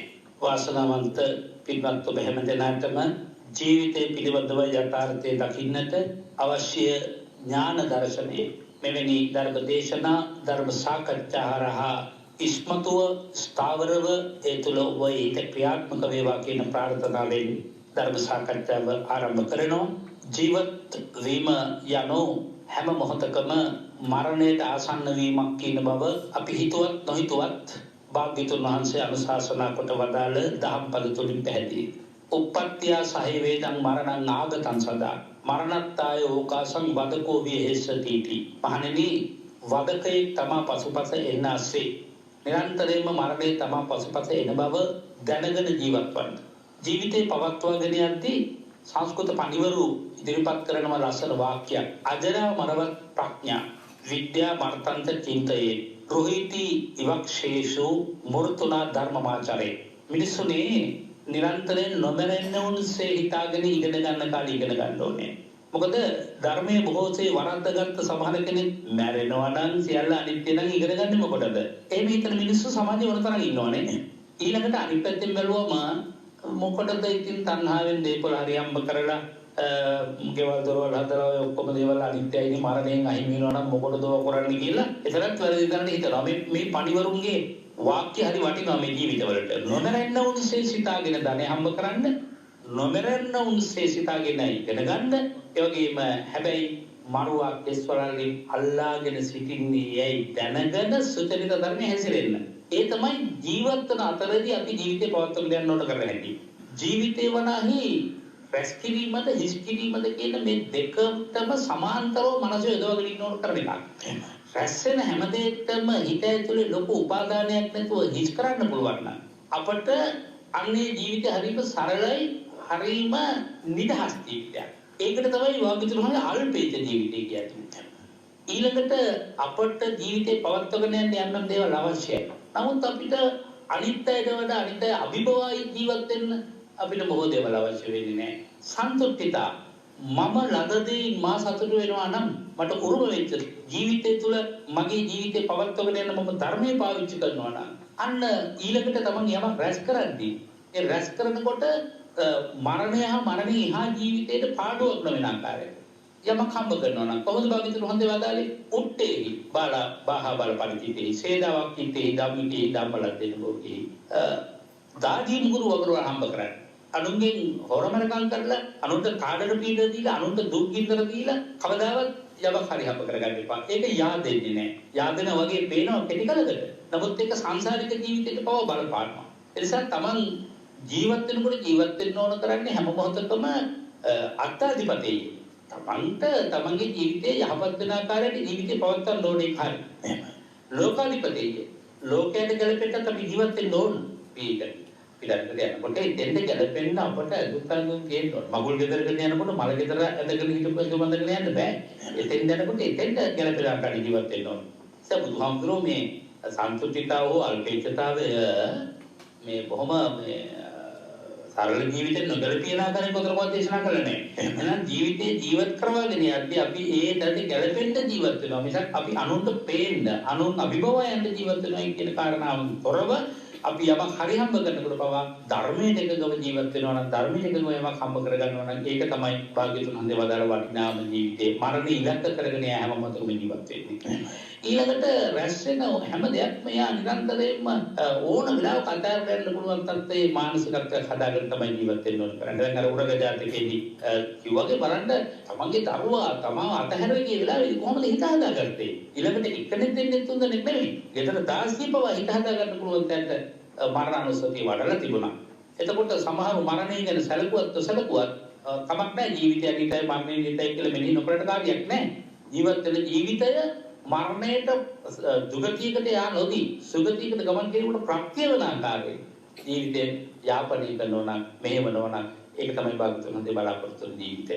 හරි සරණස දැන් එතකොට අපි දැන් ඔබ වහන්සේ කියන විදිහට මේ ඉන්න ජීවත් වෙන කාලය තුල අපි කරන කටයුතුත් එක්ක අපි මරණය ගැන නොහිතා කටයුතු කරනවා ඒ උනාට. අපි මරණය ගැනම සිතිය යුතු නෙමෙයි. හැබැයි මරණය කොයි මොහොතක ආවත් ඒ සඳහා සූදානම් පරිසරයක ඉන්නවා. දැන් එතකොට ඔබ වහන්සේ කියන්නේ දැන් චුතිසිතේදී දැන් චුතිසිත පිළිබඳව ඔබ වහන්සේ අපි දකිනවා දැන් මරණාසන්න මොහොතකදී අපි කටයුතු කරන ආකාරය සමහර අය පිරිච්චියන්න යනවා. එතකොට ධර්මයේ අහන්න සලස්වනවා නොඑක ආකාරයේ හිත සැනසෙන දේවල් කියනවා. මේ මරණාසන්න මොහොත කෙනෙක්ගේ මරණාසන්න මොහොත තුළ අපි මේ කටයුතු කිරීම තුළ චුතිසිතට ඒ බලපෑමක් තිබෙනවාද? දැන් ඔහුගේ සිත සූදානම්ම නැත්තම් ඔබ වහන්සේ කියන විදිහට ඉන්න ජීවිතය තුළදී මරණය පිළිබඳ සූදානමක් නැතිනම් අපි මේ කරන දේවල් ප්‍රතිඵලයක් අපේ මරණාසන්න කෙනාට ඊළඟ භවයේ සඳහා හේතුවක් වෙනවාද? ඔව් මට බඳු අත්දැකීම් කීපයකුත් තියෙනවා. එක අවස්ථාවක් මට මතකයි මේකේ ඥාතින් ගෙන්නන තැනක බොරුවක් හැටියට ගෙන්නන තැනක නෙවෙයි සත්‍ය වශයෙන් ගෙන්නන තැනක කොහොමද අපි මේකේ ඥාතින් සත්‍ය වශයෙන්ම ආවා කියලා දැනගන්නේ? ඒ අය ගැන පූර්ව දැනුම් දී කිසිවක් නැතුව. ඍජුවම මේ ආවේ මමයි. මගේ නම මේකයි. ඔයාගේ නම මේකයි. මේ ඇවිල්ලා ඉන්නේ අහවලු. අපේ ගෙදර තියෙන වර්තමාන තත්ත්වය දැන් මේකයි කියලා කියන්න පුළුවන් දුර්ලභ තැන් තියෙනවා. ඒක කොහොමද වෙන්නේ කියලා මම මේ වෙලාවේ කියනවා නැත්නම් සැකයක් ඉතුරු වෙනවා. යම්කිසි ඔය දේවාලයේ කියලා කියන තැන්වල ඒ කටයුත්ත කරන එක්කෙනාට අයිති මේකේ ඥාතියට ආකර්ෂණය වෙලා ඉන්නවා. අපි මේකේ ඥාතිය ගැන අහන්න යනවා නම් අපිට නොපෙනුනාට එයා තන්මාත්‍ර ශරීරයෙන් සූක්ෂම ශරීරයෙන් හැට නොපෙනෙන ශරීරයෙන් අපිට එතෙන් යනවා. එතෙන් නොගියත් එයා ඉන්නේ යම්කිසි භවයක එයා රැඳිලා ඉන්නවා. සියුම් ශරීරයක ඉන්නවා නම් විතරයි ගෙන්නන්න පුළුවන්. එහෙමයි. ඒක විශේෂයෙන්ම මතක තියාගන්න ඕනේ.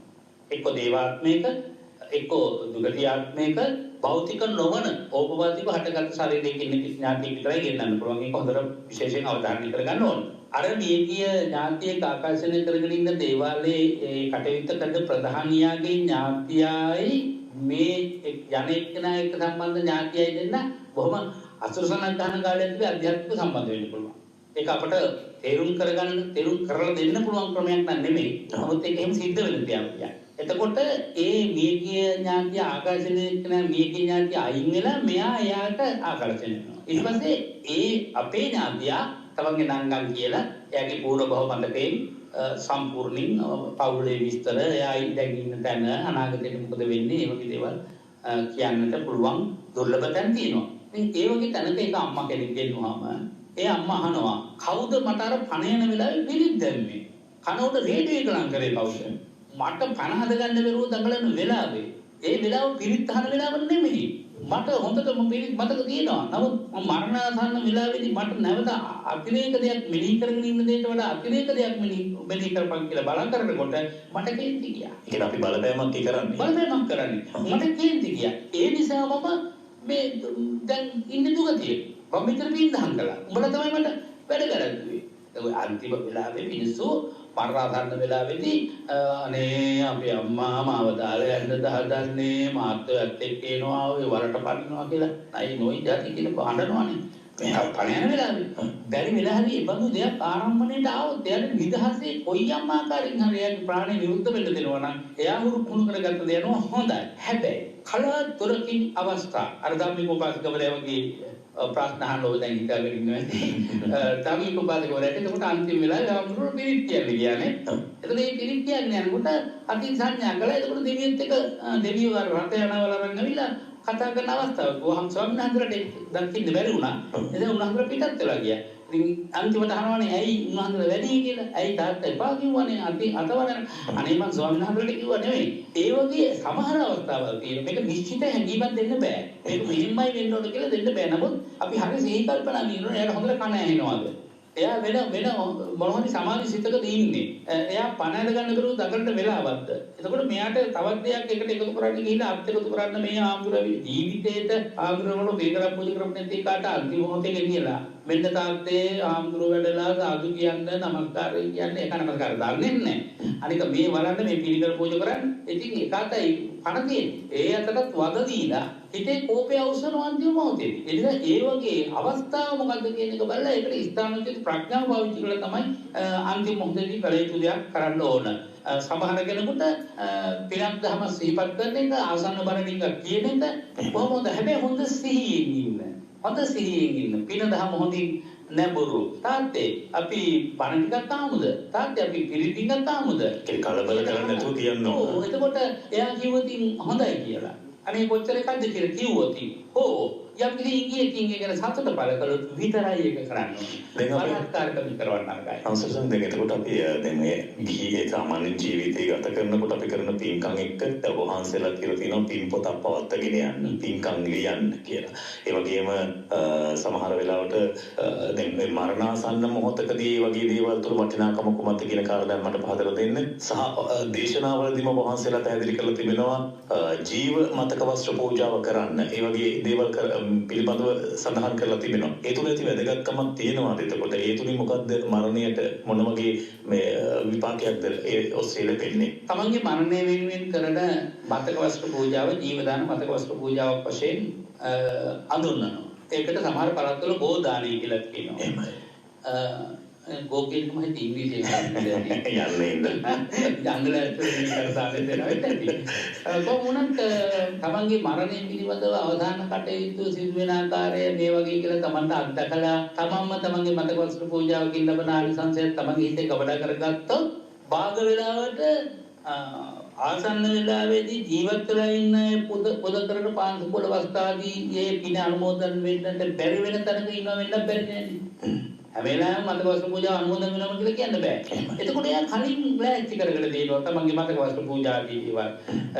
එහෙම කලේ නැත්නම් සමහර විට කෙනෙකුට පාන්සු පොළ මේ පින්කම් අවස්ථාවලදී ත්‍රිවිධ පුණ්‍යක් දැකලා පින් දුන්නාම මේ ශක්තිය ලැබෙනවා නොඅඩුව. ඒ නිසා මතක වස්තු පූජාව ගන්න ඒ ටික කියන්නේ මොකද බහුව ඒකේ ආදාළ ඉගෙන සහ පින් පොතක් පවත්වා ගැනීම තුළ පින් පොතක් පවත්වාගෙන යන එක දැන් උදාහරණයක් වශයෙන් ගත්තොත් සමහර වෙලාවට පොත කියනවා ඇහෙන්නේ නැති වෙන්නත් පුළුවන්. පොත කියනවා ඇහෙන්නත් පුළුවන්. සමහර වෙලාවට මම එක උපායක් යොදනවා දැන් අපේ අම්මාට කටින පින්කමක් කළ වෙලාවේ අපේ ධනසාදීනියට සිහිවටනයක් දුන්නා. ඒ සිහිවටනය තියෙන්නේ ජීවිතේ හැම මොහොතකම පේන තැනක ගෙදර තියලා කියන්නේ. එහෙමයි. එතකොට ඒ සිහිවටනය ඇසට හොඳට හුරු වුණාට පස්සේ සමහරට මරණාසන්න වෙලාවේදී ඒ රූප අරමුණු වෙන්න පුළුවන්. එහෙමයි. එහෙම නැත්නම් ඒ රූපේ පෙන්නලා මේක ආන්ටි අම්මේ මේක තාත්තේ සීයේ ඔයාලට මේක මතකද කියලා අහන්න පුළුවන් තරමට. දැන් අපේ ඒ මෑණියන් අභාවයටපත් උනේ රෝහලේදී එතකොට ඇයට හිතේ තිබිච්ච රූපයක් අරගෙන ඒ වෙලාවේ අපේ ජීනියවත් තාත්තවත් හිතුවේ නැහැ මොහොතකටවත් මේ වෙලාවේ මෙහෙම අභාවයටපත් වෙයි කියලා. නමුත් ඇය සිදු කරගත්ත පින්කම් නිදන්ගත වෙලා තියෙන නිසා ඒ චිත්ත රූපේ ආශ්‍රය ඇය විඳින්නට ඇති කියලා හිතෙනවා. ඒ නිසා පින්පතක් පවත්වාගෙන යන එක හොඳයි. නැවත නැවත ඒක කියලා. හොඳයි ස්වාමීන් වහන්සේ දැන් ඒ වගේම දැන් මරණාසන්න මොහොත පිළිබඳව වහන්සේ ආකාරයෙන් පැහැදිලි කළේ දැන් අපි මරණය ගැන කතා කරනකොට ධර්මයේ සඳහන් කරනවා ආයුස්මාච විඥානං කියන මෙන්න මේ කාරණය තව ටිකක් අපිට පැහැදිලි කරලා දෙන්න. මේ තුල තිබෙන විඥානය දැන් ආයුස්මාච විඥානං කියන තැනදී අපි මරණයත් එක්ක හඳුන්වා දෙන විඥානයේ ධර්මයේ අනිත් තැන්වලදී හඳුන්වා දෙන්නේ තේ විඥානයමද නැත්නම් මේ මරණයේදී විශේෂ කොට විඥානය හඳුන්වා දීමක්ද මෙහි සිදු වෙලා තිබෙන්නේ? විඥානය කියලා කියන එක ජීවත් වෙලා ඉන්නකොට කරන්නේ විඥානයේ අරමුණු දැනගන්න එක. මා කතා කළ රූප වේදනා සංඥා සංකාර හරහා තමයි මේ විඥානය පෝෂණය වෙන්නේ. එතකොට ඒක උපාදානස්කන්ධය තුළ තියෙන විඥානයේදී වෙනස් වෙන්නේ උපාදාන නැති කරගත්ත ගැටි විතරයි. දැන් රූපයක් පේනකොට රූපයක් දකින්නවා නම් ඒ රූපේ දකින්න විඥානයන්නේ. එතකොට ඒ රූපය මගේ කරගන්න හෝ ඒ රූපේ මට දැක ඉන්න බෑ කියන තරමට හෝ පත් වෙනවා නම් මගේ හිත අන්න මම චන්දරාගේ දෙන්න මිශ්‍ර වෙලා තියෙනවා. එහෙම නැත්නම් ඒක දැක්කා. ආයතනයට එනු නිදාමන් දැක්ක රූපය කියලා මතක එනවා. ඒ පිළිබඳව කිසිදු ඇලීමක් නැතුව ගැටීමක් නැතුව මගේ හිත පවතිනවා නම් එතන තියෙන්නේ උපාදාන නොවුණු විඥානය. එහෙමයි. උපාදාන ස්කන්ධය. අතන තියෙන්නේ උපාදාන කරගත්ත කරන පංච උපාදාන ස්කන්ධයක්. මියගිය ඥාතියාගේ අවසාන මොහොත වන විට සකල කෙලෙසුන් සංසිඳුවා නම් ඉන්නේ එයාට පහළ වෙන සුද්ධ විඥානය. සුද්ධ විඥානය. ඒතර භවගාමී සංකාර ධර්මයෙන් කිසිවක් නැහැ. සංකාර පත්‍ය විඥානන්නේ. සංකාර පත්‍ය විඥාන. ඒතර සංකාරයෙන් කිසිවක් නැති නිසා එතනදී සුද්ධ විඥානය. ඒ කියන්නේ විඥානය ඒ කියන්නේ රහතන් වහන්සේ නමකට විඥානය පවතිනවා. විඥානය පවතිනවා.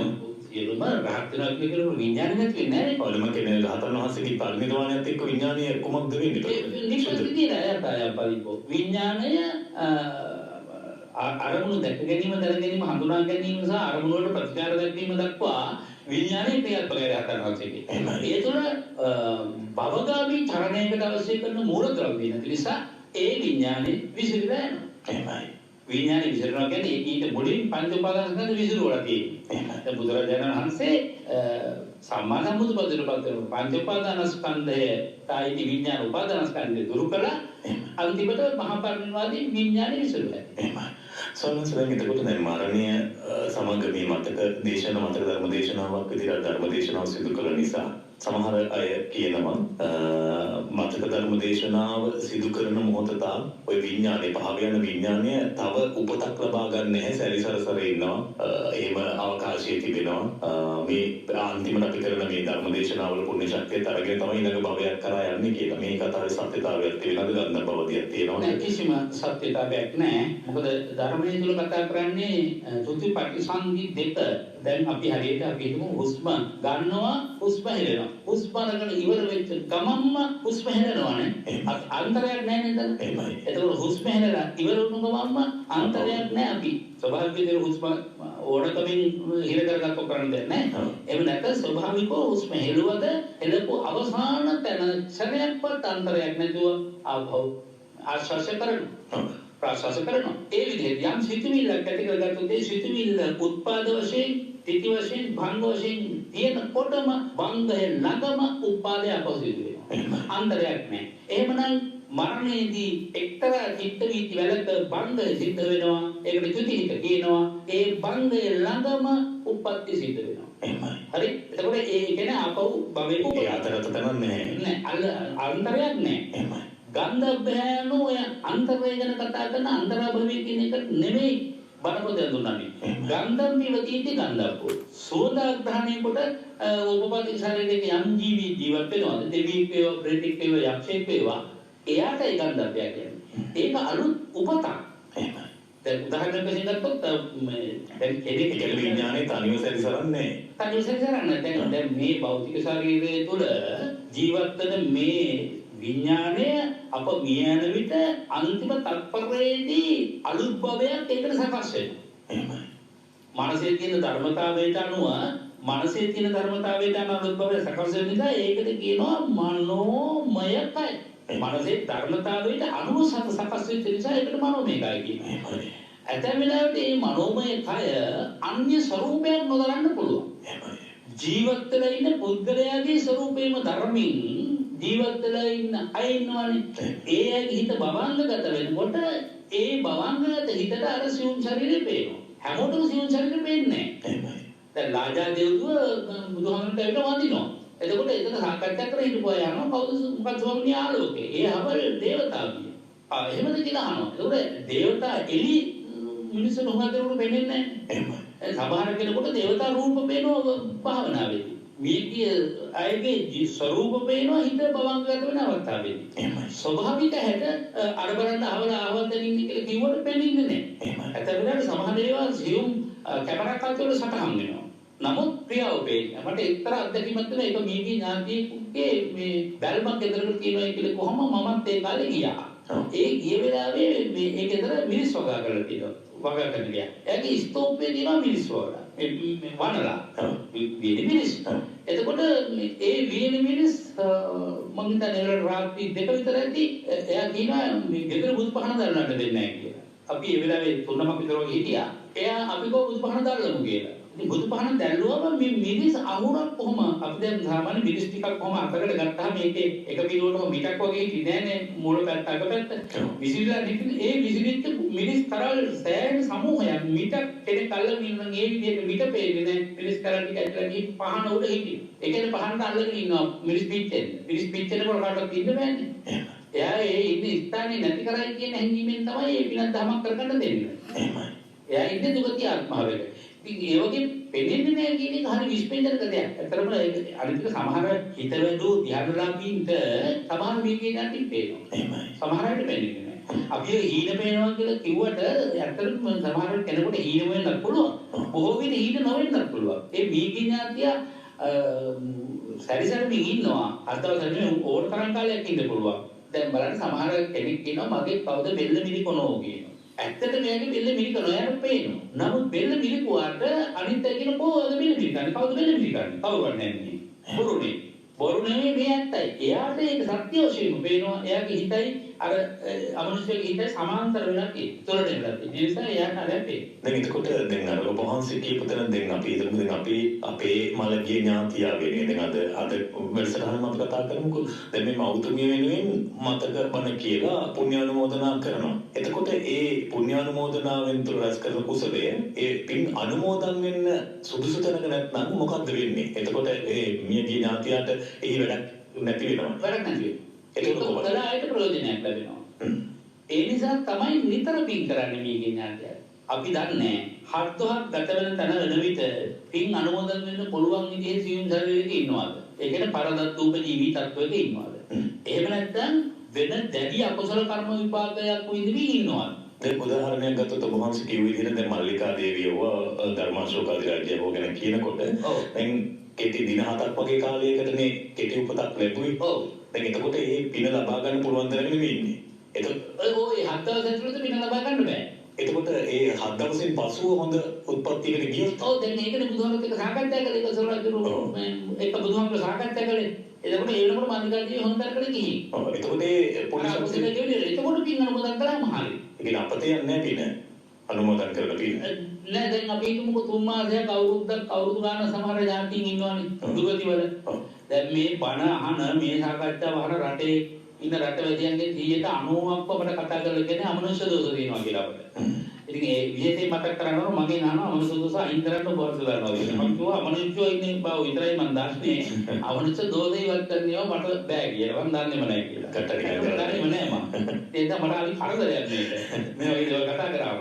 ඉතින් ඒ නිසා සමහරට අවුරුදු ගානක් යනකම් එයා අමනුෂ්‍ය කැටි ඉන්නේ. අපි හිතනවා 7 දවසේ පස්සේ වැඩේ සෙටල් දැන් ප්‍රශ්න නැහැ කියලා. 3 මාසෙන් පස්සේ අර මම කියපු මේකේ නැති ගෙන්නන තැනක 7 දවසේ දාන්නේ ඔක්කොම දීලා වරක් තියලා ඔක්කොම වෙලා ඒ ඉලන්දාරි කොළුගේ. එයා ගෙන්නන ඇහුවාම ඒ ඉලන්දාරියා කිව්වේ මට පින් අනුමෝදන් වෙන්න පුළුවන් නේ මම බඩගින්නේ හිටියේ. අම්මා තාත්තා ඔක්කොටම කන්න දුන්නා මගේ යාළුවෝ මේ හතර කාලා බීලා ගියේ මට කවුරුවත් කන්න දුන්නේ නැහැ. ඒකෙන් අර අපි කතා කරන පේත කොටුව කියලා තියෙනවා. ඒක වරද්දලා පෙරේත කොටුව නෙවෙයි ඒක පේත කොටුව. මොකද කුප්ප පේත බලි කියලා මේකේ જાතින් කියන්නේ. පේත කියන්නේ කවුරු මනත් එයා පේත කියන ගණිතයට ඇතුළත් වෙන්නේ. ඒ කියන්නේ අපි ඔය දානයක් දෙනකොට බණක් කියනකොට විතර සාමාන්‍ය වෙනම වෙන් කරලා හදනවනේ ඒක. ආහාරයක් තියෙනවනේ. ඒක ඇත්තටම එහෙම කළ යුතු දෙයක්. මොකද එයා ඉතින් කියනවා මොනවද පුතත් කියන්න ඕන. ඇයි අම්මා දන්නේ නැද්ද මම පිටර කන්නේ කියලා. ඒතර අහනවා එයාට කොහොමද කියන්න ඕන කියලා පිටර. එතකොට එයා කියනවා මේ පිටර තම්බල කියන්නද කියලා අම්මා අහනවා. අම්මට තේරෙන්නේ නැද්ද පිටර තම්බපුව අපිට කන්න බෑ කියලා. ඒ නිසා පිටර බැදලා කියන්න කියනවා. අන්න අර ඔබ අහපු ගන්ධ බෑ කියන අවස්ථාව. අන්න සුවඳ ආග්‍රහණය කරලා ජීවත් වෙන අවස්ථාව. ඉතින් ඒ වගේ මේ හැම වෙලාවකම මීගින් යද්දී පින් අනුමෝදන් කරන්න බෑ. 3 මාස වෙනකන් ඉන්නවා බාග වෙලාවට. අපි හඳුනන්නේ අපි ඔබ වහන්සේ මරණානුස්සතිය ගැන සිහිපත් කළා. සාමාන්‍යයෙන් අපි මරණානුස්සතියක් වඩන්නට කොහොමද අපි යොමු වෙන්නට ඕනේ? ඒ කියන්නේ මරණය ඉලක්ක කරලා මොකක්ද අරමුණ ගන්න ඕන? කොයි ආකාරයෙන්ද අපි සඳහා කටයුතු කරන්න ඕන? අපි භාවනාවක් වශයෙන් කරනවා නම් මරණානුස්සතිය කොයි ආකාරයෙන් සඳහා අපි ප්‍රවේශය ලබා ගන්නට ඕනේ? මරණය ජීවිතය අනිතයි මරණය නිතයි කියලා මෙනෙහි කිරීම ආරම්භ කරන එක තමයි සාමාන්‍යයෙන් අපි මිනිසුන්ට පුරුදු වෙලා තියෙන පිළිවෙත. නමුත් සමහර වෙලාවට කෙනෙකුට මේ මරණානුස්සති භාවනාවේදී ලැබෙන්න ඕන කරන ප්‍රධානම දේ තමයි නීවරණ ධර්ම යටපත් වීම. ඒතර කෙනෙකුගේ නීවරණ ධර්ම යටපත් වෙන්නේ නැත්නම් මරණානුස්සතියේදී එයාට භාවනාව කරන්න ක්‍රම 7ක් තියෙනවා. ක්‍රම 8ක් තියෙනවා. ඒ 8 ක්‍රමෙම අපි ඊළඟ ධර්ම දේශනාවකදී පැහැදිලිව දේශනා කරනවා. මොකද යන්තම් චුට්ට දැන් වදකපත්තුපත්තානතෝ කිව්වොත් එහෙම වදකේ කල්පස්පතින් එන්නාදේ මෙනෙහි කරගෙන යනවා. ඒක එක ක්‍රමයක්. දැන් මූලික පියවර වශයෙන් මේ ජීවිතය මරණයෙන් කෙලවර වන්නේ මරණේ නිත්‍ය දෙයක්. ජීවිතය වනාහි අනිත්‍ය දෙයක්. නමුත් ඒ මරණයද උපතක් ලබා දෙන බැවින් මොකද්ද වෙන්නේ? අනිත්‍ය වෙනවා. මරණය අනිත්‍ය වෙනවා. ජීවිතයක් ලබා දෙන්නේ. ජීවිතයක් ලැබවපු ගමන් ආය මරණය නිත්‍ය වෙනවා. ඔය දහම බොහෝම ගැඹුරු එකක්. ඉතින් ඒ විදිහම විශේෂ පොතක්ම ලියලා තිනවා. ඉතින් ඒකත් හරහා අපි ඉදිරියට සාකච්ඡා කරලා හොඳයි කියලා මම කල්පනා කරනවා.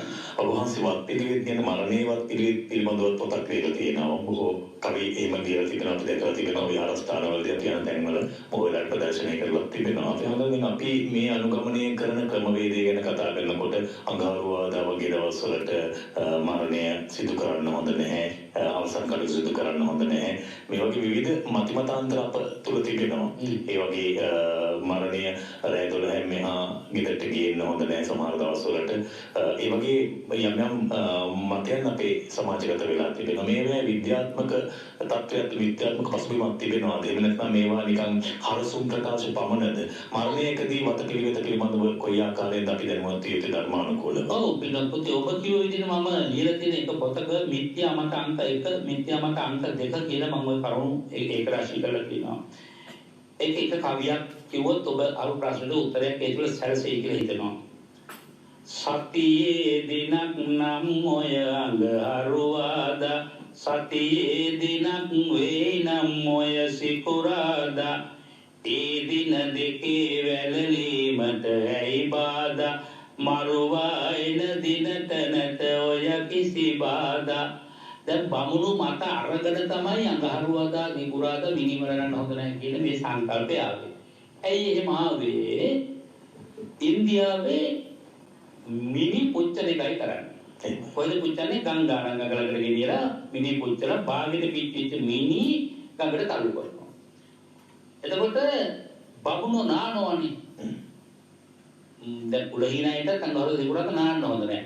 අපි මිනිස්සුන්වත් බලන්න සාමාන්‍ය විරත් කලදරම මේ අද අඟහරුවාදා නෑනේ අද එහෙම නාන්න එපා. අද සිකුරාට උඹට නාන්න එපා. ඒ බමුණෝ කිව්ව බමුණු මතයක් ඉදිරිපත් කරන අඟහරුවාදා සිකුරාට නාන්න හොඳ නැහැ කවුරුත්. කාටවත් හොඳ නැතුණාට රාජ්‍යරෝන්ගේ අඹෝගේ ඉතිරි රාජ්‍යරෝන් කන්න තහනම් නැහැනේ. ඒක බමුණට පුළුවන් නා. ඕන්නේ නැහැ টොප් එකට දාන්න. ඉතින් මිනි පොණු මෙයක් නැහැ අලුත් නැහැනේ. ඒ නිසා බ්‍රාහ්මණ මත තමයි අපේ මිනිස්සු කරපින්නගෙන ඉන්නේ. ඒක කොහොම තියා රම්මාදිත්‍ය හදනවා කියන එක ලේසි නෑ. මොකද පරම්පරාව කරගහගෙන ඉන්නේ. අපේ පරම්පරාවක කවුරුවත් අඟහරුවාදා වඩරන්නේ නැහැ. ඒකට වැඩින්නේ නැහැ. අපේ ආත්ම තුන්විතෝ කියලා තියෙනවා කොහොඳ නැහැ කියලා මැරිච්චෝ ආපහුගේ දෙත් වෙනවා කියලා. ඒක හරියට තියනවා. දැන් මිනි අරගෙන ගිහලා වල තියනවා වල වටේ ඕම් යකඩ ඉදි දෙකක් වල උඩ තියලා මිනිහත් අරගෙන ඕම් වල වටේ කරගෙනවා. දැන් මිනිය වල උඩ තියලා යන්නේ යක්කුයි පය අරකවටේ කරගෙන්නේ. ඒක කරකෙන්නේ මොකද අපේ? ඒ ගෞරව මිනිස්සුනි මීගෙත් කෙනාට. නැත්නම් පස්සේ ගිහින් එහෙම බයි වල වටේ මිනිහ අරගෙන කරගෙන ඉන්නේ අතර මම නුවර පාර්ලිමේන්තුවට යවුවා. උම්මට කියනවා නැත්තම් ඉනවහන් කියපන්. ඒ මම හිතන්නේ රවුන්තුර කරගෙන එන්න බැරි. දැන් ඔයා කනම්බරේ කටිප්පු කාරෙක් නේ. ඔය කයින් දෙකක් ගෙදර හැන්දෑවේ කැරි ගියාවේ. නෑ ඒ එන්න බැරි වෙන පාර හොයා ගන්න බැරි. පාර හොයාගන්න බැරි වෙන්නේ වල තොන්දරයක් කරගෙන උඹට පාර හොයා ගන්න. මිනිහ ගෙනියනකොට ඉස්සරහට ගෙනියන්නේ. ගෙනියන්නේ පාර හොයා ගන්නවා. ඔව්. ඒ කවුරුත් විද්‍යාමත පිළිබඳව. ඒ වගේම විද්‍යාමත දෙක කියන එකේ කියලා තියෙනවා ඉපදුනේ මෙමා නැකතක් බලමින්ද නොවේ. දැන් මිනිස්සු උපන්නට පස්සේ නැකත් බැලුවට මේ නැකත කියන එක මේ මනුස්ස ලෝකේ මව්ගේ ප්‍රතිසන්දිය ගත්ත වෙලාවට හරිනම් හදන්න. අපි ඉතින් විශ්වයත් එක්ක සම්බන්ධ වෙච්ච දවස් කල්පනා කරලා මෙන්න මේ වෙලාවට තමයි ඉපදුනේ කියලා ඒ වෙලාවට නැකත් හදනවා. ඒක කොච්චර අසාර්ථකද හිතන්න දැන් සීසකල ළමයි හම්බෙනවා. එතකොට ළමයා ගන්න හොඳ නැකතක් බලලා හොඳ වෙලාවට ළමයා පළල ගත්තොත් උගේ නැකත හොඳයි. ඉතින් මේ ඔක්කොම ඉවර රාජ්‍යයෙන් බලලා ගන්න පුළුවන්. මේ ආසියාතික රටවල් නිසා මේ බටහිර දියුණු ලෝක රටවල් මේ වගේ මිත්‍යා සංකල්ප ඇත්තෙම නැහැ. දැන් බලන්න සමහර රටවල් දැන් මේ දවස්වල හරි ෂෝක්. දැන් අඟහරුවාදා සිකුරාදා කොරෝනා කාලේ වලට බලාගෙන ඉන්නේ. අද අඟහරුවාදා සිකුරාදා දවස් 30 100 ගණනක් වැළඳුවා. හැබැයි පහුගිය දවස්වල පොඩි ප්‍රශ්නයක් තිබුණා. එහෙම යම් ජාතීන් ආගමිකයන් ඒගොල්ලන් සඳහන් කළේ මේ බලන්න හොඳ නැහැ කියලා. ඔව්. ඒකට ඒක ඉඳ දුන්නේ නැහැ. එතනත් ආගම බලන්න ඕන කියලා. ඔව් එතනත් ආගම පතුරවා ගන්න යම් දරන මතවාදයක් හැකියක ශක්තිතාවයක් නැහැ. අපි හැමදේම බලන්න ඕන හැඟීමෙන් නෙවෙයි ප්‍රඥාවෙන් බලන්න ඕන. දැන් මිනිස්සුන්ට ඒනොට ප්‍රඥාවෙන් බලන්න හිරිබන්නේ මිනිස්සු කියන කතානුගතික පිළිගැනීම වලට තැන දෙන එක නේ. මේ ඔබ අන්‍යයන්ගෙන් කතාවක් කොන්නේ බෞද්ධයෝ කිසිදවසක වෙනස් වෙලා නැහැ මේ සංකල්ප වලින් තාම. එහෙමයි. පංගේසා කියනවා ඉපදුනේ මෙමා නැකතක් බලමින්ද නොවේ. මිය යන්නේ මෙමා නැකතක් ඇතුව නොවේ. ඒක කවුද දන්නේ? අන්තිම දැන් අපි හිතමු කෙනෙක් සිහි විසක් නෙවුනහම අපි මලයි කියලා හිතනවා. අද ඔක්කොම හිතන වුණාම මලයි කියලා හිතනවා. නමුත් හෘද ස්පන්දනය දැවිලා තිබුණත් විඥානය ඒක නැතිලා තියෙන පුළුවන් ටික වෙලාවක්. ඔය වෙලාවෙ මරණය කියලා නැකතක් බලන්න. ඒ දෙකටම නැකත් බලන්න වෙන සොහොනට මෙමා යා යුතු නැකතකට නොවේ. අවසන් බොහොමනට නැකතක් අවශ්‍ය නොවේ. දැන් මම දනුෂදුවකින් අහුවා දුවේෙන් අවසාන කටයුතු කරන්නේ කීයකද? ඒකට තිබුණා ආදාහනාගාරයේ තියෙන 6ට. ඉතින් අපේ හන්දරට පහසු වෙලාවක. අන්න නැකට. මොකද පහසු වෙලා අද ධර්මයේ අනුව ජීවත් වෙන දරුවන්ගේ හැටි ගැන මම කියන්නේ. අනිත් පස්සේ අත්දැකීම තියෙනවද කොහොමද? ඒ කියන්නේ හරිය නැකතටම ගත්ත අවමංගල අත්දැකීම්. නැත්නම් අපේ සමාජයට හරිය අවශ්‍යයි. ආන්නේ මේ සුප්‍රසිද්ධ මම දියුතින බලන කොටසක් ඉතින් ආයෙත් ඒක අහන්න කියන්නේ. මේ ගම්පහ දිස්ත්‍රික්කයේ එක්තරා ගෙදරක මරණය කළවට දරුවක් කළාම පාරි මං එන්න කීනමල්ටි කියලා වුණා 7 නමක් විතර ඇති කියලා කිව්වා. ඉතින් වෙලාවක් ආපහු කිව්වෙත් නෑ. ආපහු දුරකථනයෙන් කතා කරන වෙලාවක් පුරිත් නෑ. ආරාධනාවට එන්නේ නැතුව මම නෑ එන්න ඕනේ නෑ මං එන්නම් කියලා. ඒතර මං යනකොට මං හිතන්නේ 2:00 විතර වගේ ඇති. ඒකට යනකොට සූදානම්ම නෑ මං හැබැයි අපේ අර්ධනේ වෙලාව බලන්න ගියා. මං හැබැයි වෙලාව බලන්න ගියේ රොඩෝස් වත් නැද්ද? නෑ මැරිත් එකාගේ වෙලාව. එහෙමද? එතකොට මේ දැන් මොකද කරන්න හදන්නේ? අද නැද්ද? ආගමේ 4:20 ගානකට වද තියෙනවා කිව්වේ. ඉතින් දැන් ඉඳන් හිටියේකෝ දැන් උගුන්ගේ වෙලාව වෙනකන් 4:20 ගාන වෙනකන් කරලා පිරිවෙනවල ගන්න ආම්බුත් එක්ක ගියේ. ඊපස්සේ මම කොහොම ඕන වෙලාවක මම ඕන මගුලක් කරගන්න කියලා මං ආපහු විතර මම ආයෙ එනකොට එන්නේ එක නමයි. මං විතරයි. දැන් මං ඒක කියලා තියෙන්නේ දැන් මම යනකොට උන් ඒ පාර තව විගණමක් කරලා අලි වරක් හරලා පිටියේ ඉස්තෝපේලි ඒ විද්‍ය හරලා තියෙන්නේ මොකද කියලා අහුවම කියනවා මේ මිනිය දොර ගන්න එපා වල මැරිච්ච වෙලාව හොඳ නැහැ කියලා. ඒ හින්දා විද්‍ය ඇතුලේ අරක හිලෙන් මිනිය ගන්න මම මිනිය විතරක් ගන්න දුන්නේ මම කොහොත් කාපට් එකයි තොපි සේරම පැනපියව හිලෙන්. එතකොට ඉගෙන ගන්නවා පාඩම. ඒ දැන් ඇත්තටම බලන්න උගතුන් වියතුන් වැදගතුන් හිටියා උචාර පිළිසක්. දැන් මේ මං අර 2:00 කරලා යනකොට 300ක් විතර හිටියා. ඒක පළාත් වලින් ආපු දරුවෝ එක පළාත් වල රස්සා කරන්නේ. නමුත් එක්කෙනෙක් හිටියාම ඇති අන්ධභක්තිය ඉන්න මිනිස්සු. අනිත් අයට ඕකට එරෙහිව කතා කරන්න බැරි හින්දා කමන්නේ එහෙම කරමු කියලා ඉන්නවා. දැන් මේ මිනිස්සු කවුරුද දැන් 4:00 පාන්පුර පටන් ගත්තොත් හිතන්න ඔය දේශන ඉවර වෙලා මලගිය ඇත්ත ගෙටි කරගෙන කතා ඉවරලා ආයෙත් එම්බාම් කරන්න වෙන්නේ 10:00 විතර වෙන උසරපො. මිනිස්සුන්ගේ තියෙන මන්ද බුද්ධික හැඟීම් නේද කියලා බලන්න මේ. ඉතින් මේ වගේ මිත්‍යා මත වලින් අපි ඉවත් වෙමින් දර්ශනයකට අනුව කටයුතු කරමු. ඒ දැන් වෙනත් ආගම්වල සමහර ආගම් තියෙන අඟහරුවක කතාවක් නෑ, ඉකුරාද කතාවක් නෑ, උදේ මාළොත් දැන් යනකොට වැඩි ඉවරයි. එහෙමයි. ඒක නේද විය යුතු දේ. එහෙමයි. අපි හැමෝටම එතකොට අපි බෞද්ධ විදිහට සාමාන්‍යයෙන් කොයි ආකාරයකට කටයුතු කරන්නට ඕනේ ඒ වගේ තත්ත්වයකදී ධර්මානුකූලව කොහොමද කටයුතු කරන්නට ඕන? දැන් භික්ෂුන් වහන්සේ වැඩමවීම අනිවාර්යෙන් සිදු කරන්නට ඕනද? එතකොට එක දවසකින්ද මේ සියලු කටයුතු කරන්නට ඕන කොහොමද අපේ ප්‍රතිපදාව කියන්නේ? මම එතන මෙහෙම එකක් කියන්නම්. අර අපි අර මිත්‍යා මත කිව්වට ඒවා චාරිත්‍ර වශයෙන් පවත්වගෙන යනවා කියනවා. එහෙමයි. සමහර දේවල් වල ආගමික කටයුතු කරන එක චාරිත්‍ර ධර්මයක්. ඒ චාරිත්‍ර ධර්මයේ උල්ලංඝනය කරොත් අර ජීවත් වෙන අයට අර නැකතට මිනිය කතන්දරේ වගේ මනසට බලපාන්න පුළුවන්. හැබැයි අරව වගේ නෙමෙයි පින්කම්. පින්කම කවද කළත් කොහොම කළත් කොතන කළත් පින්කම්නේ. ඒ පින්කමේ ණයහපතක් වෙද විදියක් නෑ. පියහපතක් උදාපත් වෙනවමයි. ඒ නිසා පාන්දුකොළ වෙන අවස්ථාවක් ඒකාන්තයෙන්ම සම්පූර්ණ කරන්න පුළුවන් නම් 90%ක්ම ඒක ඵලදායක වෙයි කියලා හිතන්න පුළුවන්. ඒ වෙලාවට පාන්සුකොළේ ඉස්සෙල්ලා ඉක්මනින් වැඩ කරනවා. පාන්දුකොළ කියලා දෙන්නේ කොහොමද? අපි වුණේ එතකොට මරණයට පෙර මරණාසන්න කෙනෙකුට දැන් අපි අහලා තියෙනවා මළගිය ඥාතීන් ඇවිල්ලා කතා කරනවා ඒ බලපෑම් වෙනවා විවිධ විකාර රූපී ආකාරයෙන් හැසිරෙන ආකාරයන් පිළිබඳව කතා කරලා තිබෙනවා. මේ සත්‍යතාවය කියන්නේ නොපෙනෙන බලවේගය ඇවිල්ලා මරණාසන්න කෙනාට යම් බලපෑම් කරන අවස්ථාවක් තිබෙනවාද? ඔව් ඔය අවස්ථා දෙකම තියෙනවා. එකක් මරණාසන්න වෙලාවේ මානසික විකෘතියක් ඇති වෙනවා. මානසික විකෘතිය ඇති වෙනකොට සමහරවිට එයා ඇවිල්ලා ගන්නවා මෙයා ඇවිල්ලා ගන්නවා ආදී වශයෙන් විප්‍රකාර කියනවා. ඒ මානසික ව්‍යාකූලත් වෙන නිසා.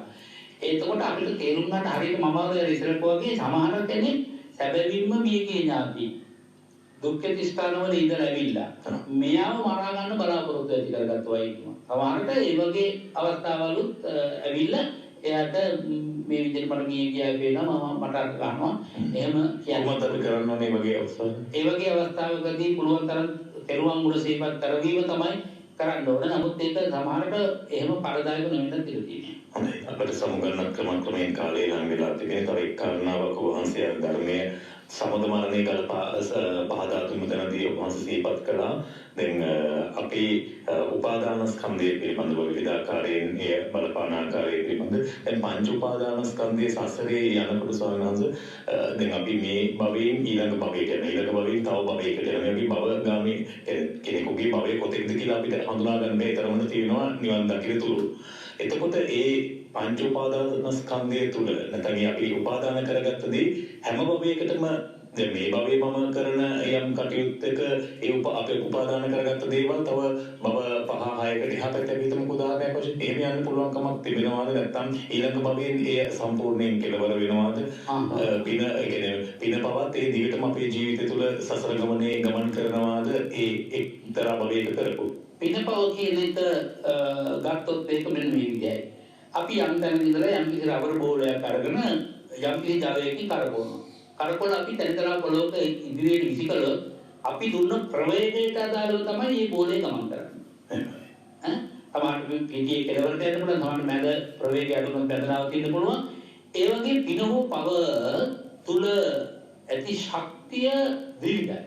ඒ ශක්තිය ප්‍රමාණයට අනුරූපීව පුණ්‍ය ශක්තිය හෝ පාප ශක්තිය කර පංච උපාදානස්කන්ධයත් එක්ක භවයේ ගමන් කරන සමහර භව 10000 ගණනක් උනත් ගමන් කරවන්න පුළුවන්. සමහර කවල පුණ්‍ය ශක්තිය. දැන් කටිනට පරිකාරණ ආදී වශයෙන් අපි කටින පින්කම ඇතුළු ගරු මහ පින්කම් 8 ගැන කතා කරන්නේ. එය නිවන් දක්නාතු පටවි දිව නජාතු කම්පතේ නතරති මේරු විවාති වායුනා. එතකොට අපිට පේනවා එක මේ පින්කම මහා මේරු පර්වතය ගෙවි කියන්නේ. මහා මොහොත විලී කියන්නේ. ආනිසංස අඩු වෙන්නේ නැහැ කියන කාරණාව තුල පේනවා කොච්චර භවයකට මේ පුණ්‍ය ශක්තිය ගමන් කරනවද කියලා. ඒක සාධකයක්.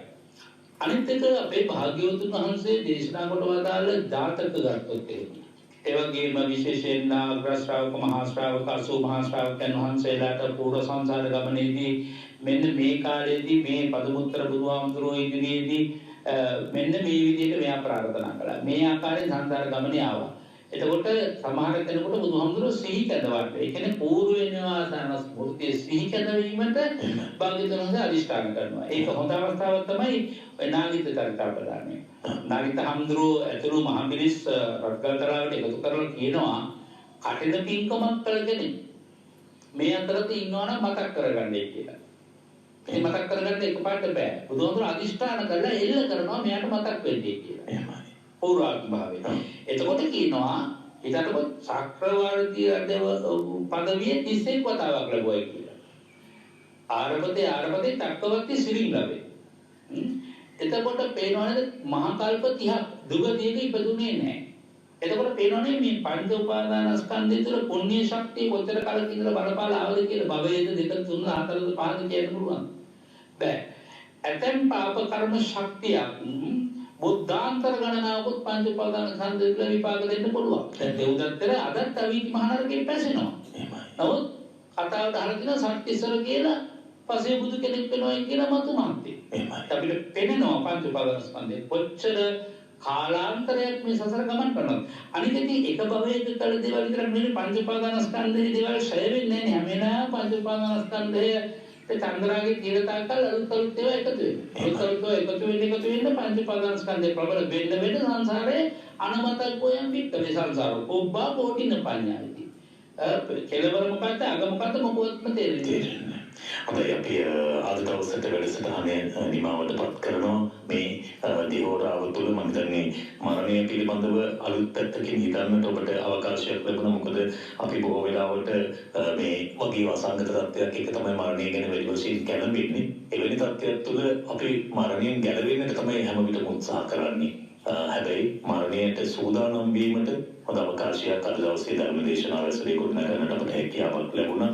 විශේෂයෙන් අපි සිහිපත් කරන තොරණ පොසොන් පුර පසළොස්වක පොහොය නිමිති කරගෙන ශ්වේත පූජා වැඩසටහන නිමාවටපත් කරලා මේ දින දෙකකට පසුව සිදු කරන මේ වැඩසටහන තුළදී එදා මිහිඳු මහරහතන් වහන්සේ ලංකාවට ඇවිල්ලා ස්ථාපිත කරපු ශ්‍රී සද්ධර්මයේ වටිනාම කොටසක් තමයි මේ මරණය පිළිබඳවත් ඉතා වැදගත් වූ කොටසක් තමයි අද අපි ශ්‍රවණය කළේ. සැබවින්ම ඉදිරියේදී අපිට අපේ හැමදෙරෝ කිව්වා වගේ මේ මරණය තවත් මරණානුස්සතිය සම්බන්ධව සහ ඒ ආශ්‍රිත කාරණා තුළ තවත් ධර්ම දේශනා රැසකට ඉඩ අවකාශ අද දවසේදී ගොනු කරන්නට හැකියාවක් නොලැබුණත් ඉදිරියේදී සදා අවස්ථාව උදා කර දෙන්න අපට හැකියාවක් ලැබෙවි. ඒ නිසා ඔබටත් ඔබේ දහම් ගැටළු ඉදිරිපත් කරන්නට අවකාශය තියෙනවා වගේම අර වහන්සේ සිහිපත් කළා දැන් අද දවසේදී අපේ රණතුංග මහත්මයා සහ දරුණුෂා ඒ දිනිය ඇතුළේ පිරිස මතක ධර්ම දේශනාවක් විදිහට තමයි අද ධර්ම දේශනාව සිදු කළේ. වර්තමානයේ ඇති වෙලා තිබෙන මේ රටේ ඇති වී තිබෙන මේ व्यसनකාරී තත්ත්වයත් එක්ක විශේෂයෙන්ම මේ වසංගත වගේ රෝගී තත්ත්වයත් එක්ක අවසන් කටයුතු කොහොමද කරන්නේ සහ ඒ වර්ගීය ඥාතීන්ට අපේ ධර්මානුකූලව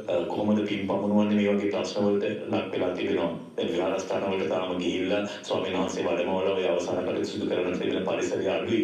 එවැනි තත්ත්වයක් තුළ මේ වගේ අවස්ථාවක් උදා කර දීම නැත්නම් ධර්මානුශාසනා මාධ්‍යසුරේ හෝ රටකට ලෝකයකට අහන්නට සලස්වල පුණ්‍ය අනුමෝදනා කිරීමට අවස්ථාව ලැබීමත් අපි භාග්‍යයක් කොට සලකනවා. මොකද ඒ තුළ අපේ ජීවිතවලට වගේම තව බොහෝ දෙනෙකුට ධර්මය අහන්නට ඉඩ අවකාශ උදා වෙන නිසා එයත් හරි වටිනා අවස්ථාවක් අපේ හඳුරන්නේ.